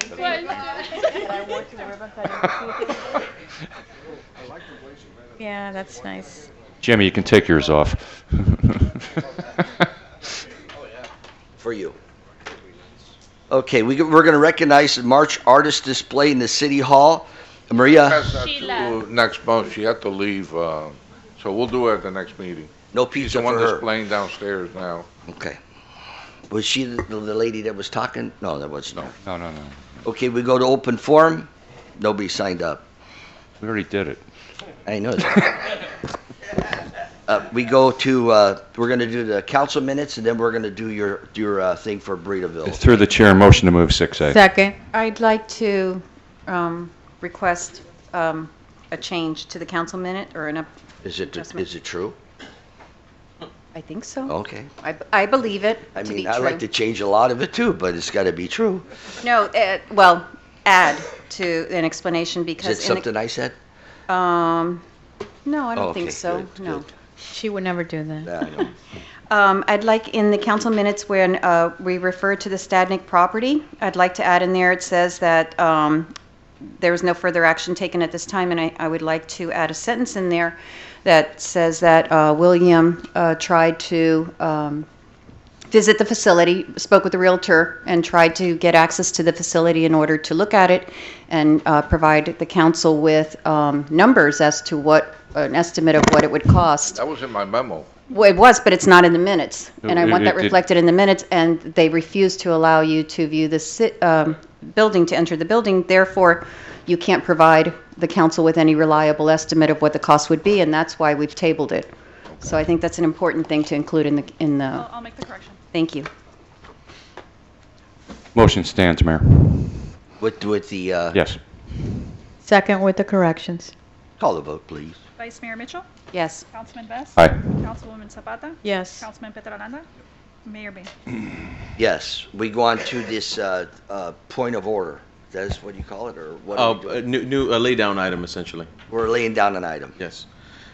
Mayor and commission, as many, Council. sorry, Mayor and council. council. We're not- We were talking about the Board of County Commissioners, and I got them on the brain. Mayor and council, as you know, it's been discussed that Burritoville is relocating on the circle. And as anyone that has dealt with the establishment of a restaurant, whether it's in a new facility or an existing facility, it's a daunting task. And unfortunately, Jeff has been through the ringer, like many of us, with regards to Durham.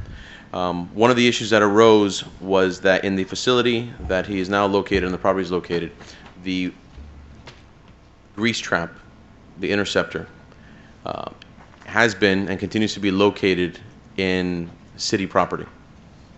And so when he went to get his allocation from the Fat, Oil, and Grease Discharge Division of Durham, they advised him that in order to get his approval and to be able to get the certificate of use and open up, he needs to have some sort of agreement with the city, whether it's an easement, a restrictive covenant, a license agreement, something that essentially recognizes the fact that his facility is located within city property, and then there's some kind of division of responsibility with regards to its maintenance and liability.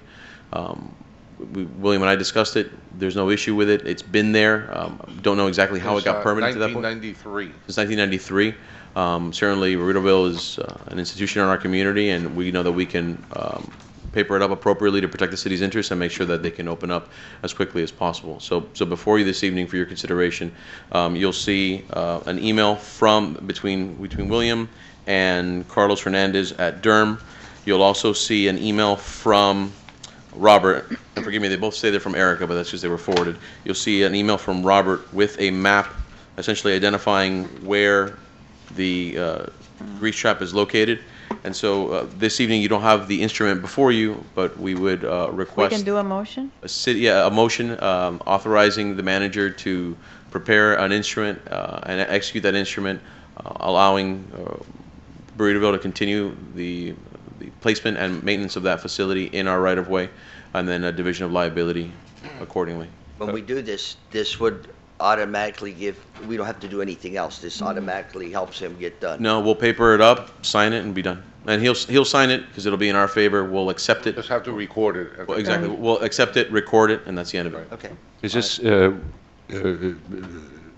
this a fait accompli only for that property or for everything? It's only for that property. Relative to if on city property? We're essentially grandfathering them in because they're there now. The alternative would be to make him tear it up, and the more difficult thing is that facility, since it's in the alley, if you take it out, they have no grease trap at all. So they would no longer be able to have a grease trap unless they would tear up their facility and put it somehow in property. I guess my point is, if it happens somewhere else in the city, what we do right now, will that take care of that as well? No, but I don't know of any. It's specific to. It is specific to this one. I'm not aware of any other facilities that have this situation. Okay. Anything else? Motion to move? Second. Call the vote, please. Vice Mayor Mitchell? Yes. Councilman Best? Aye. Councilwoman Zapata? Yes. Councilman Petralanda? Mayor Bain? Yes. Thank you, Mayor and Council. Jeffrey. And don't be afraid to come up faster when you need help. That's what I said. We got to get you open for I told the Cinco de same thing, Mayo. Mayor. Yeah. You Jeff? cannot continue. It's canceled. Okay. It's canceled. First of all, thank you very much. I appreciate it. I assumed I was going to have everyone here I've known for many years. I didn't know I was going to need this help. Okay. I would have been here long before. Okay. And I just wanted to say that I felt just watching this whole thing that I think we're pretty well represented here, and I think you guys did a great job. Hey, thank you. Appreciate it. Thanks, Thank you. And thank you so much. All right, now get open, will you? We can't wait to have you. Please. We can't wait to have you back. No, just tell me what I have to do. Do I have to take the letter, or you No, as soon as Dan prepares it, we'll sign it, have it recorded, and then I'll let you know. Give you a copy of the recorded document. It'll be done tomorrow, right? It'll be done Yes. tomorrow. I'm working on it right now. No, will it be I done? know it will be. I It'll be figured done, you would yeah. already have written it. It's already done. No, I mean it. Erica did already. Oh, She's thank did. you very much, Council. All right. Take care. And thank you so much. All right. Good luck to you. Thanks for coming. Jeff, you're going to be open for Cinco de Mayo, right? This is the best. This is the first good news I've had in a long time. I can go home and tell my wife we have some good news. God bless you. God bless you. Public hearing. Okay, we go to 11A, new business. This is a recommendation by the Art and Public Places Ad Hoc Committee to make a final selection of 2 artists and award contracts to each for a total of $59,352, which will be divided amongst both artists to create the public art for the new senior center multipurpose facility. The artist's 100% designs will be incorporated into the front entrance, rear patio, and main lobby of the new senior center. The funds for the Art and Public Places contract is a total of 1.5% of the total construction budget as required for Miami-Dade County's Art and Public Places ordinance, is already included in the senior center construction budget. I have here one of the committee members who was part of in making a selection for the Art and Public Places. And if you have any questions, we also have George Ferrer from Bermelo Ajamil. He was also present the day that we had all of the artists making the final artists making their presentations. All right, good evening, and thank you. First of all, I'd like to introduce myself. I'm Patricia Romeo. I actually am the head of the Art in Public Places program for Miami-Dade County, and I do apologize for how unsensitive my employer was, because I am employed by Miami-Dade County. Who's that? Miami-Dade County. Oh, okay. So, but I am a resident of Miami Springs. I love this community. I've been here for 15 years. I actually even bought a historic home. So I made a significant investment in the community, and I participate, and I'm actively pursuing and asking people to move here because this is a wonderful city and we need to preserve it. Nevertheless, I didn't even know it was in the agenda, so I didn't prepare to talk about it. But good work, and I'm glad to be represented by all of you. Now, as a resident, I actually participated in the selection process and the panel for awarding the public art. You actually had some great participation. You had some great local artists that are going to actually enhance the quality of the facility. And the 2 artists I would recommend, Carlos Alves and Magnus Soderman, are really great artists from our community. They actually add value to your collection, and I'm great to know that my city is actually upholding the county ordinance, so everyone is happy. So the 2 artists are actually going to be working with the design team and the construction manager, and of course your staff, which I also have to commend Tammy for doing a great job. I know this is the first time that you're doing the public art, I believe, because the other 2 were done by somebody else, and she's really gone through the whole step and the process. We wish that all the other 32 municipalities in Miami-Dade County could follow the process so well. So thank you, Tammy. Thank you.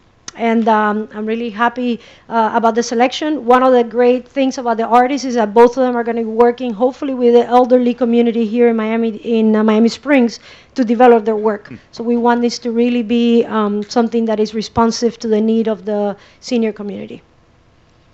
So thank you, and I hope you approve it. Okay, thank you. Do we have any questions? I was a little confused with Patricia, and thank you for being part of the committee. No problem. I was a little confused with the ratings on here. Is it the 2 artists, one is for the inside and one is for the outside, or it's one artist to do both? Well, actually, what the direction that the committee provided was for the staff to actually work with the artists in identifying the best opportunity for each artist depending on the type of work that they're good at.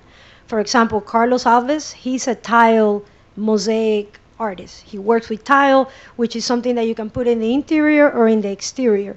Magnus, on the other hand, Magnus Soderman, and I wish you have had some images here because you could see it, but Magnus Soderman is really a painter. He does great large murals, but the reality is that the facility itself and the architecture is, it's great. And in order for the city to be able to maintain it, I wouldn't be recommending any kind of exterior murals. So in our mind, Soderman, Magnus Soderman, should be an artist commissioned to do interior work. And we actually identify some really key locations inside the building that would benefit from his mural paintings. Carlos Alves, on the other hand, could do some great tile mosaic work in the exterior of the facility for your entrance, for your floors, for your back area where you have an exterior gathering.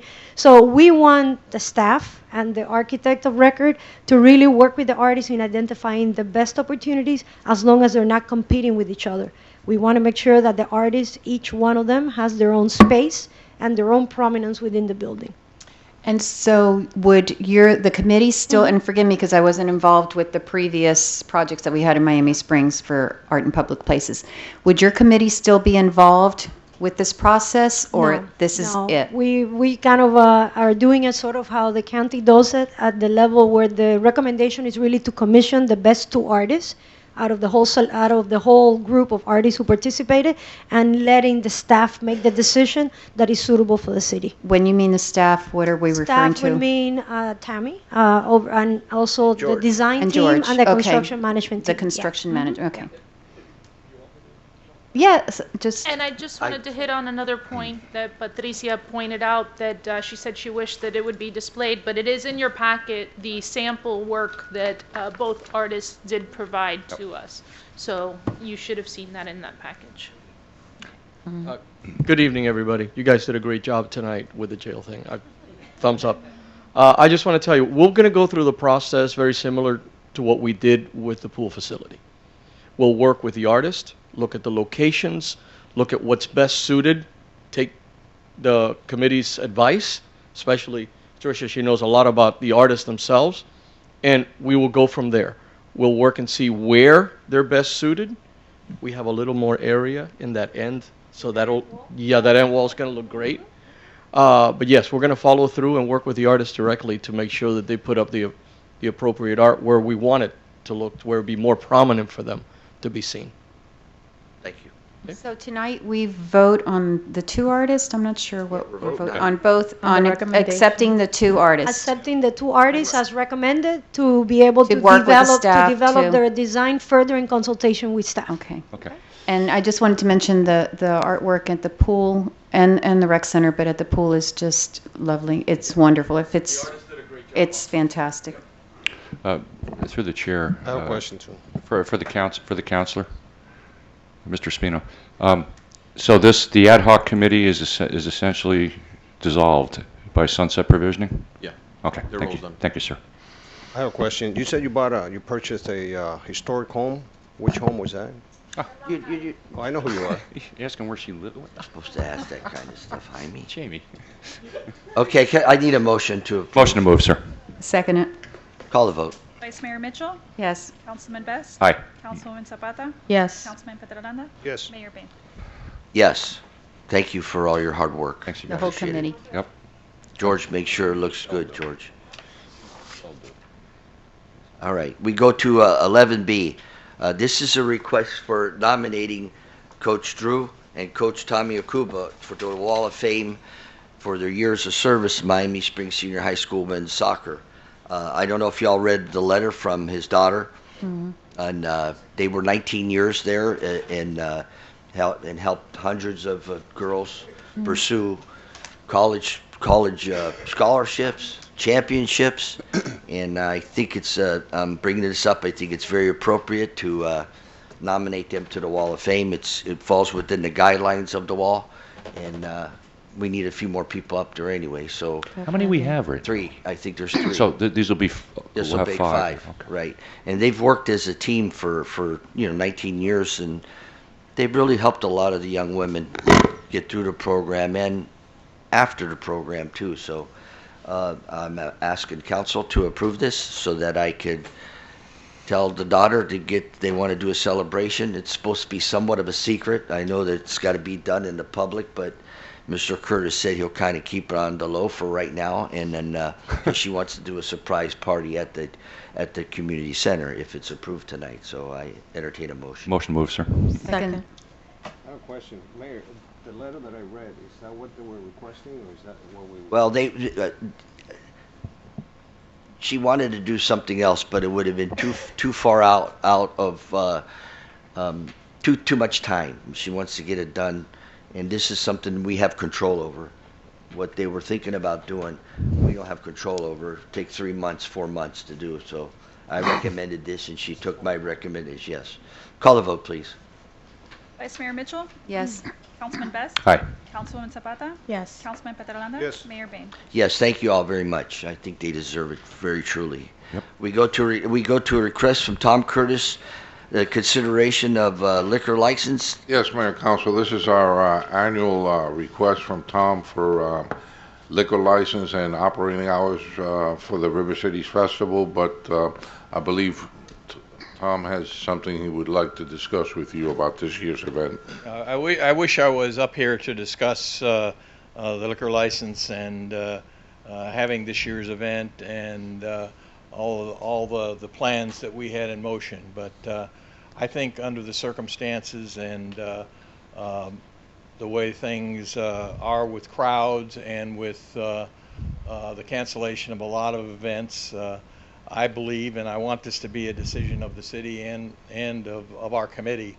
Our committee is recommending that we cancel the River Cities Festival for this year and put it off for a year. And I think that's in the best interest of our citizens and the vendors and the financial aspects of the festival. I just think that's really all I have to say. I mean, I'm open to conversation, and like I said, I want this to be a joint decision by the city of Miami Springs. I think it's in the best interest of our community and our citizens, and that's One of the problems you're having, Tom, you're having difficulties with vendors, getting vendors? We're having difficulties with vendors. Yes, there's no doubt about that, and I'm going to also admit that the construction downtown is not helping anything. You know, a lot of those vendors who are used to coming and being on that end of Canal Street, you know, they're like lost on where they're going to go, and there's a lot of restructuring. But the bottom line for me is the crowd aspect, and You're talking about the virus. The virus, you know, the coronavirus and the crowd situation. I think the crowds would be way down. I think it would be. I don't think it would be a successful event. Well, so. I was talking to the manager earlier, and I was just wondering if it, you know, I'd like to see, you know, Miami-Dade County is not stopping any of their events, you know, so far. Yet. But they haven't yet, and the mayor's committed not to stop anything.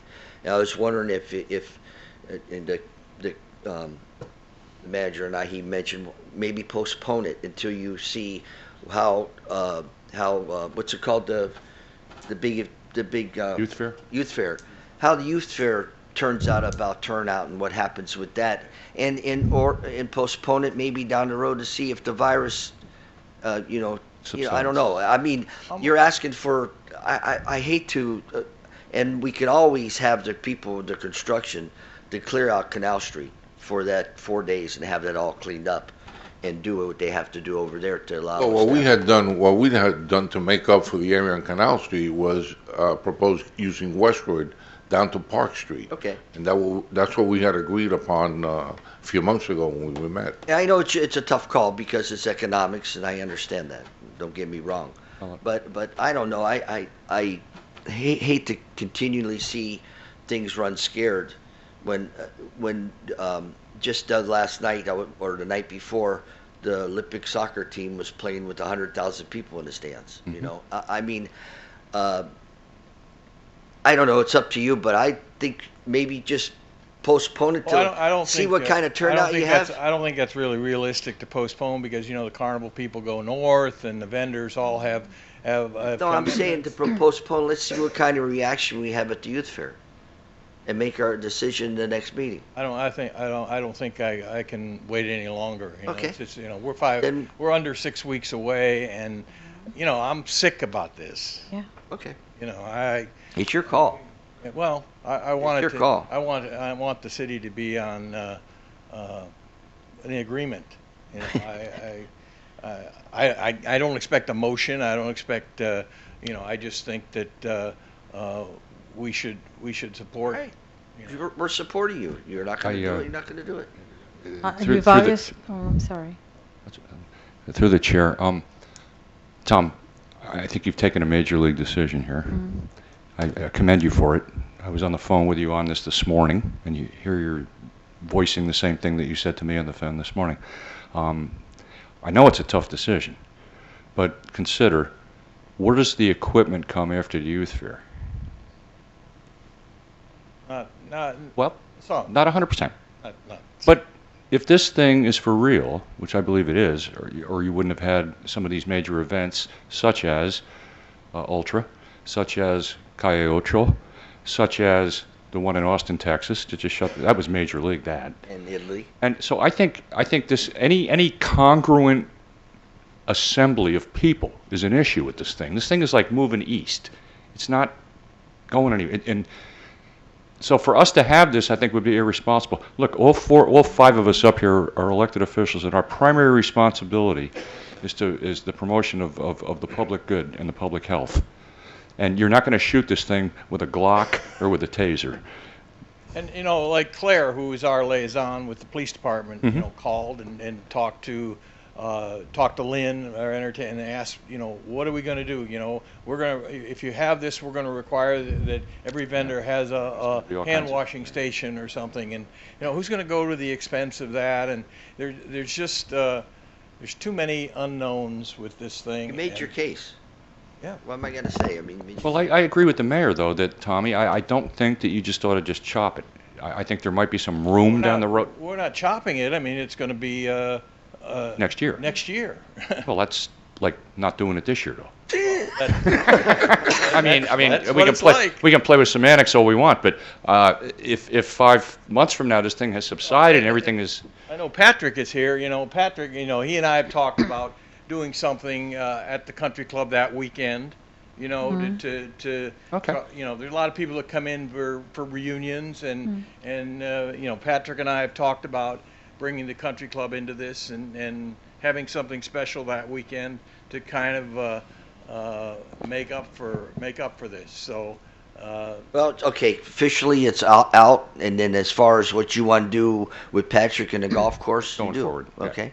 Tom, I want to thank you for this because obviously it sounds like it was painstaking for you to reach this decision, and you're doing it for the right reasons for our community. So I want to thank you for that.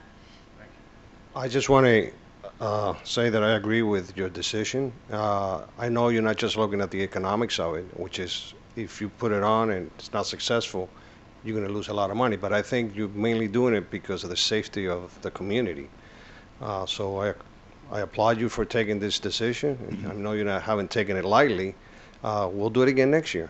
It's painful for a lot of people. I mean, I have to call a lot of people and inform them about this. So I'm not looking forward to that. But I just think it's what has to happen. So. Okay. Thank you. Thank you, Tom. We look forward to it next year. Yes. It's going to be bigger. It'll be bigger and better next year. Yeah, we might have a little more money to give you since we didn't spend it this year. Oh, wait, whoa. I was thinking about that this morning when I got off the phone. I was joking. I was joking. Oh, you did? I spent a lot. All right, we go to 12A, vote of confidence for the city clerk, as required by section 8.011 of the Miami Springs City Code, City Charter. Well, does anybody want to make a vote? Yeah, I do. Thanks, Mayor. First of all, I'm tempted to vote against this, and I'll tell you why. When we had a recess a little while ago, there was no coffee. I don't think that's part of her job description, is it? Right? Why did I not know you would say that, Mara? Of course I would.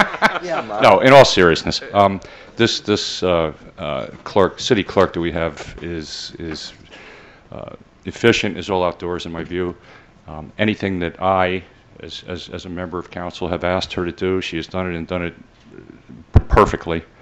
I might add that just recently we had written a letter with Erica's assistance to the Vice President and to Mario Diaz-Balart referencing the support of a citizen of Miami Springs for appointment to one of the military academies. and sit here tonight, and I'm pleased to report that she texted me the other day and called, and she has an appointment to the U.S. Naval Academy in September. And I don't know how many people in this town that's ever happened to. I've lived here a long time, and I can't recall any.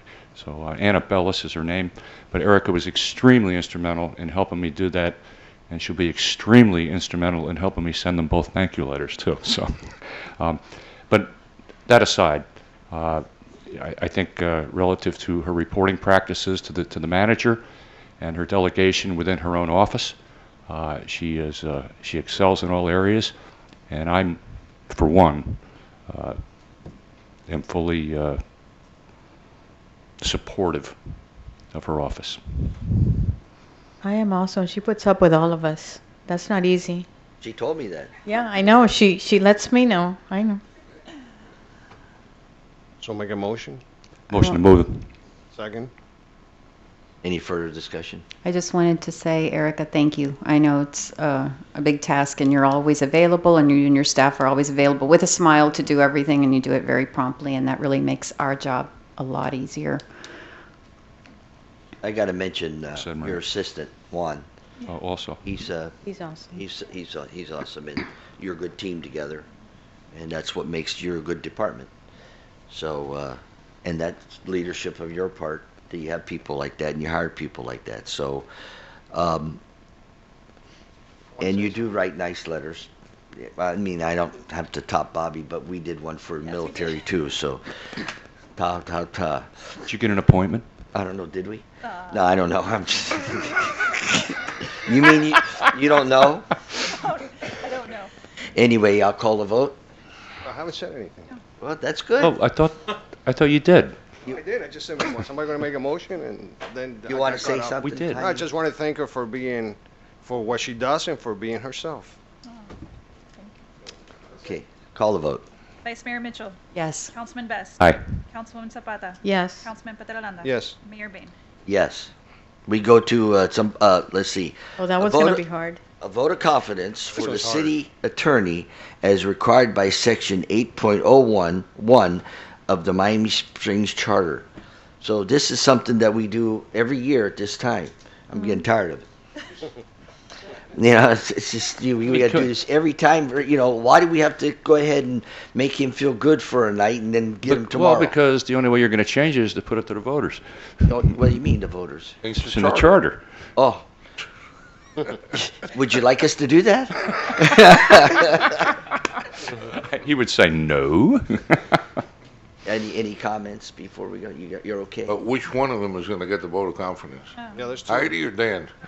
Both votes of When confidence. does that come up? You got to do two votes. They have an announcement to make, so This maybe we is should for. wait. Oh, this is city We attorney. just do the firm. I thought it was for. No, it's a city attorney, so I said it was going to be hard. This is in October or something like that. No, this is. So let's just do Oh the. yeah, this is after the budget. Oh, well, good. We'll change that too. Okay, so now we do have a choice. Now it's a problem for us men up here to make the choice. It's actually to the firm. The choice. Oh, it's to the firm. Oh, okay, it's easy. To the firm. To the firm. Well, I recommend both of them are very accomplished, and both of them are candid when you need help, and they're candid when you can't do something that's going to be illegal. They make sure they tell me that all the time. So, even though I try to stay the straight and narrow, if it wasn't for them two, I don't know if I would be straight and narrow. But That would be off course, clearly. I appreciate both of you. So, if it's for the firm, I actually believe it's for Dan and Heidi, not for the firm. I'm You know, very appreciative of both of them, and very often I call Dan and ask him, just run something by him and get his input, and I value it greatly, as he was a former councilman and now our city attorney, so I always tell him that from both aspects I really value his input, and Heidi is just wonderful too. Always very pleasant, both of you, but willing to share your insight, and like the mayor said, tell us when something's not a good idea, which is really important to know too. So Well, you know, another side piece. highly appreciate both of you, and thank you. The Vice Mayor, the other side piece of this is just about every year, or we go twice usually. We go to the Florida League, and then we go to the Tallahassee, you know, for the budget and stuff every year, legislative session. And Dan's there every year. He's up there. So is Heidi. And Heidi as well. Well, you missed it. You missed one time. I think you 1 year. Yeah. Anyway, she is too. I agree. And that's big because to have legal representation on site when we're up there doing the business we do when we go up there is big. And I applaud you both for that. I remember the last day that you actually got him out of trouble. All right, stop it. We're bringing this stuff up out here. William, you remember that, right? I'm not surprised. By William, any of quiet, will you? All right. this. No. Okay, we'll go ahead and have a motion, Motion to move, sir. Second. and this is for the firm. The firm. The firm. Okay, call the vote. Vice Mayor Mitchell? Yes. Councilman Best? Emphatically, yes. Councilwoman Zapata? Yes. Councilman Petrolanda? Yes. Mayor Bain? Yes. Thank you both. Thank you very much, Mayor and Council. You go to City Attorney. Anything from you all? Just a couple things, Mayor. First and foremost, thank you all. Obviously, it's a pleasure to continue serving you all in the city of Miami Springs. I think it's been a busy year, a lot of things going on, but all positive things. The reason that both of us are here isn't because of the vote of confidence. It's actually because I would like to share something with all of you. As some of you may have seen, may have heard, Heidi was made partner last December.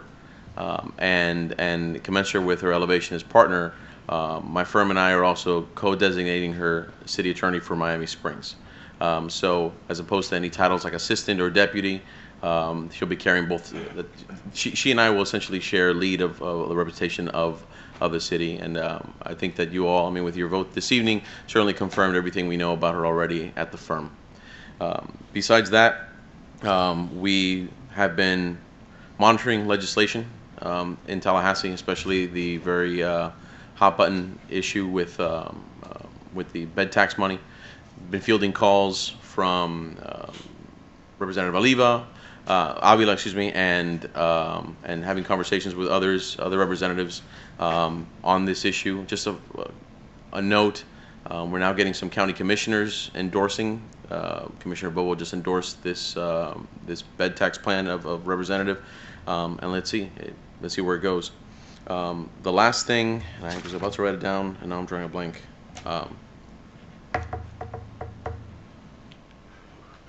Send us a memo. Yeah, I'll put it in. Short-term rentals. Short-term rental? Oh, man, I was in the middle of writing it down, and anyway, I'll come if it comes back to me, I'll remember. I'll send that back to you guys by email. But I will say that the Burritoville thing, I've got an agreement already going. We'll have this thing squared away as soon as possible. And to your point, Mayor, I said the same thing to Jeff in the hallway. I know personally and professionally how difficult it can be dealing with the county, and for a small business that can't afford consultants and attorneys, it's difficult. That we're not attorneys for everybody in the city, but we can provide a resource when necessary. Sure, and we should. Yeah, absolutely. Thank you. Thank you. If you remember what you want to remember, I'll you interject. can pop in at any time. Thank you. But before the gavel. Gotcha. Anything from the manager's office? I'm sorry that the chief isn't here. He had to go somewhere, but kudos to our police department for handling that dangerous situation this morning. They did great work. Not only that, the chase on the golf course. Yeah. The chief what was the chief in Nickerson. They kept that guy after he crashed his car. They were having lunch at the golf course. Yeah. And It's pretty neat. Pretty neat. The chief's pretty cool. I bet you if he went to the they actually ran the suspect down the golf course. Yeah. On 10? I heard about that. On 10? I don't even know. 18. I think next year we're gonna send the chief to the combine, the NFL combine, see how it does on the 40. What do you think? Yeah, well. I think it was on the 18th. On 18? Right? It was on the 18th hole? I don't know. Was it the 18th? Yeah. Okay, coming in 18? Right. Okay. Yeah. So congratulations to people. Anything from you today? No? Oh. Mayor, I recalled what was the There you go. There you go. I'm actually going to pass the mic over because it has to do with something that Heidi prepared with the firm about COVID-19. Oh. Yeah, you're on. Uh-oh. Okay. Well, as of this afternoon, the governor has declared a state of emergency for the state of Florida, which is different than the declared public health emergency that was issued last week. Our firm is actively monitoring everything that's happening with the virus and how local governments can respond. I know that your police department is likely very involved in it, and your emergency response folks as well. We're looking at it more from a legal perspective and assisting you with any contracts that may need to be reviewed. Public meeting requirements are as well. Our firm took the lead and requested that the governor, in his declaration of the state of emergency, waive the requirement to conduct meetings in person. As you know, in order to have a quorum for meetings, you need to have a majority of you physically present here. So in the event that COVID-19 becomes something that is affecting this community in particular, we've asked the governor, although we're not sure yet if it will happen, but we have requested that that physical quorum requirement be lifted. There's other requirements that we are looking at, and we're happy to help you with any of that. Thank you. Question on that, Heidi, if I might. Is this particular event included in our emergency management manual? And if it isn't, I guess this goes to the manager. Should it be? I think It addresses generally hurricanes. I mean, hurricanes, but it also addresses other terrorist act and Right, that's mentioned. things of this nature. Yeah. Okay. That's addressed. That's good. Okay. Councilman Pizzolaga, anything from you? Councilman Mitchell? Yes, thank you, Mayor. One thing I was going to mention, thank you, Councilman Best, for bringing up the hurricane manual that we're in March. So to ask our city, and you're probably already doing this, but to update our hurricane and emergency manual, and to ask all residents, this is the time to start thinking about your hurricane plans, just revisiting whatever you had decided before to make sure that that's still a good plan for this year. And the other thing is to mention that the Women's Club on Friday night is having a spaghetti dinner as a fundraiser, so please go by and pick up a spaghetti dinner, or you can eat in or take out. And All Angels is having their Louisiana crawfish boil on Saturday. So these two great events in our community to have dinner, not have to cook. I hope you'll, the community will go out and sponsor both of them. That's all I have. Thank you. I want to thank the residents of Miami Springs tonight to come out in force and support this. It was really nice for us. It gives us confidence up here to be able to speak. And I get to say anything? Oh, go ahead. Well, I didn't know if you were on your last leg or what there. I got both legs. And you forgot me again. I got both legs. Yeah. All right. So I'm sorry. I apologize. Billy, that's sorry, Mayor. That's fine. That's better. As I said, just one thing here. This Wednesday, the high school baseball team, which of course went to the championship last year, has their first home game at 3:30 this Wednesday afternoon on Dove.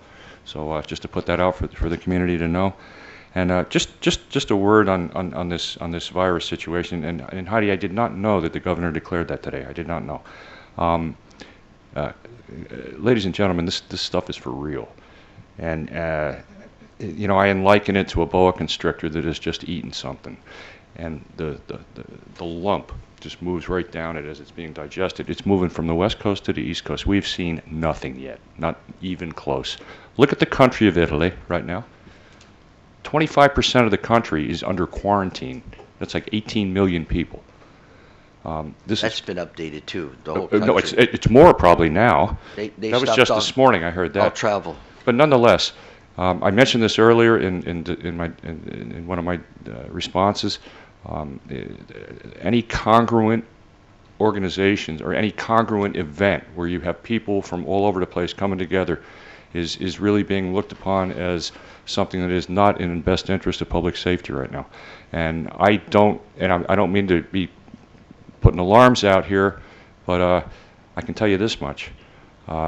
If this thing hits home, we're in for something here. I mean, typically these type of things, and I look into this stuff sometimes, but it's about a 100-year cycle. It's cyclic. The last time something like this happened in this country was 1918. That's almost 100 years ago, plus or minus 2. So we happen to be here for it this time. I certainly hope our Washington and the state and the rest of the country keeps that in mind and keeps it at the top of the list as far as what's important. Forget about partisanship and all of that nonsense. They have to do what's right. And I just thought I'd put that out tonight, and as well as here in the city. I think it took great effort for Tom to come up here tonight and do what he just did. And I have heard tell that the next step is the public schools. So, and if it hits that, it's gonna really hit home, and it's gonna really hit hard.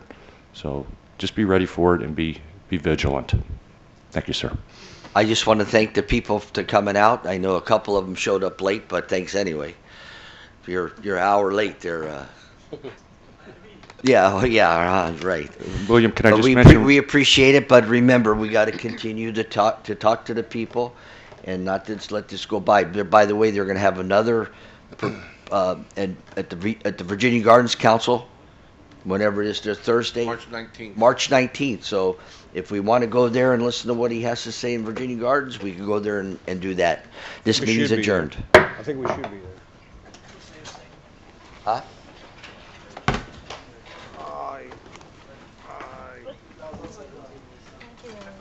I'll be darned.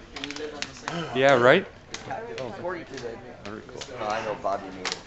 Very cool. According to Amanda. Yeah, Oh, Maria, yeah, she- yeah. Wonderful. Oh. Wow. We're right, it's all the same thing, So, and that's I don't something, know. such a small My- world, my it's like opinion we're all is connected, right? In Australia. Congratulations. In Australia. Thanks for coming to the you're meeting. not-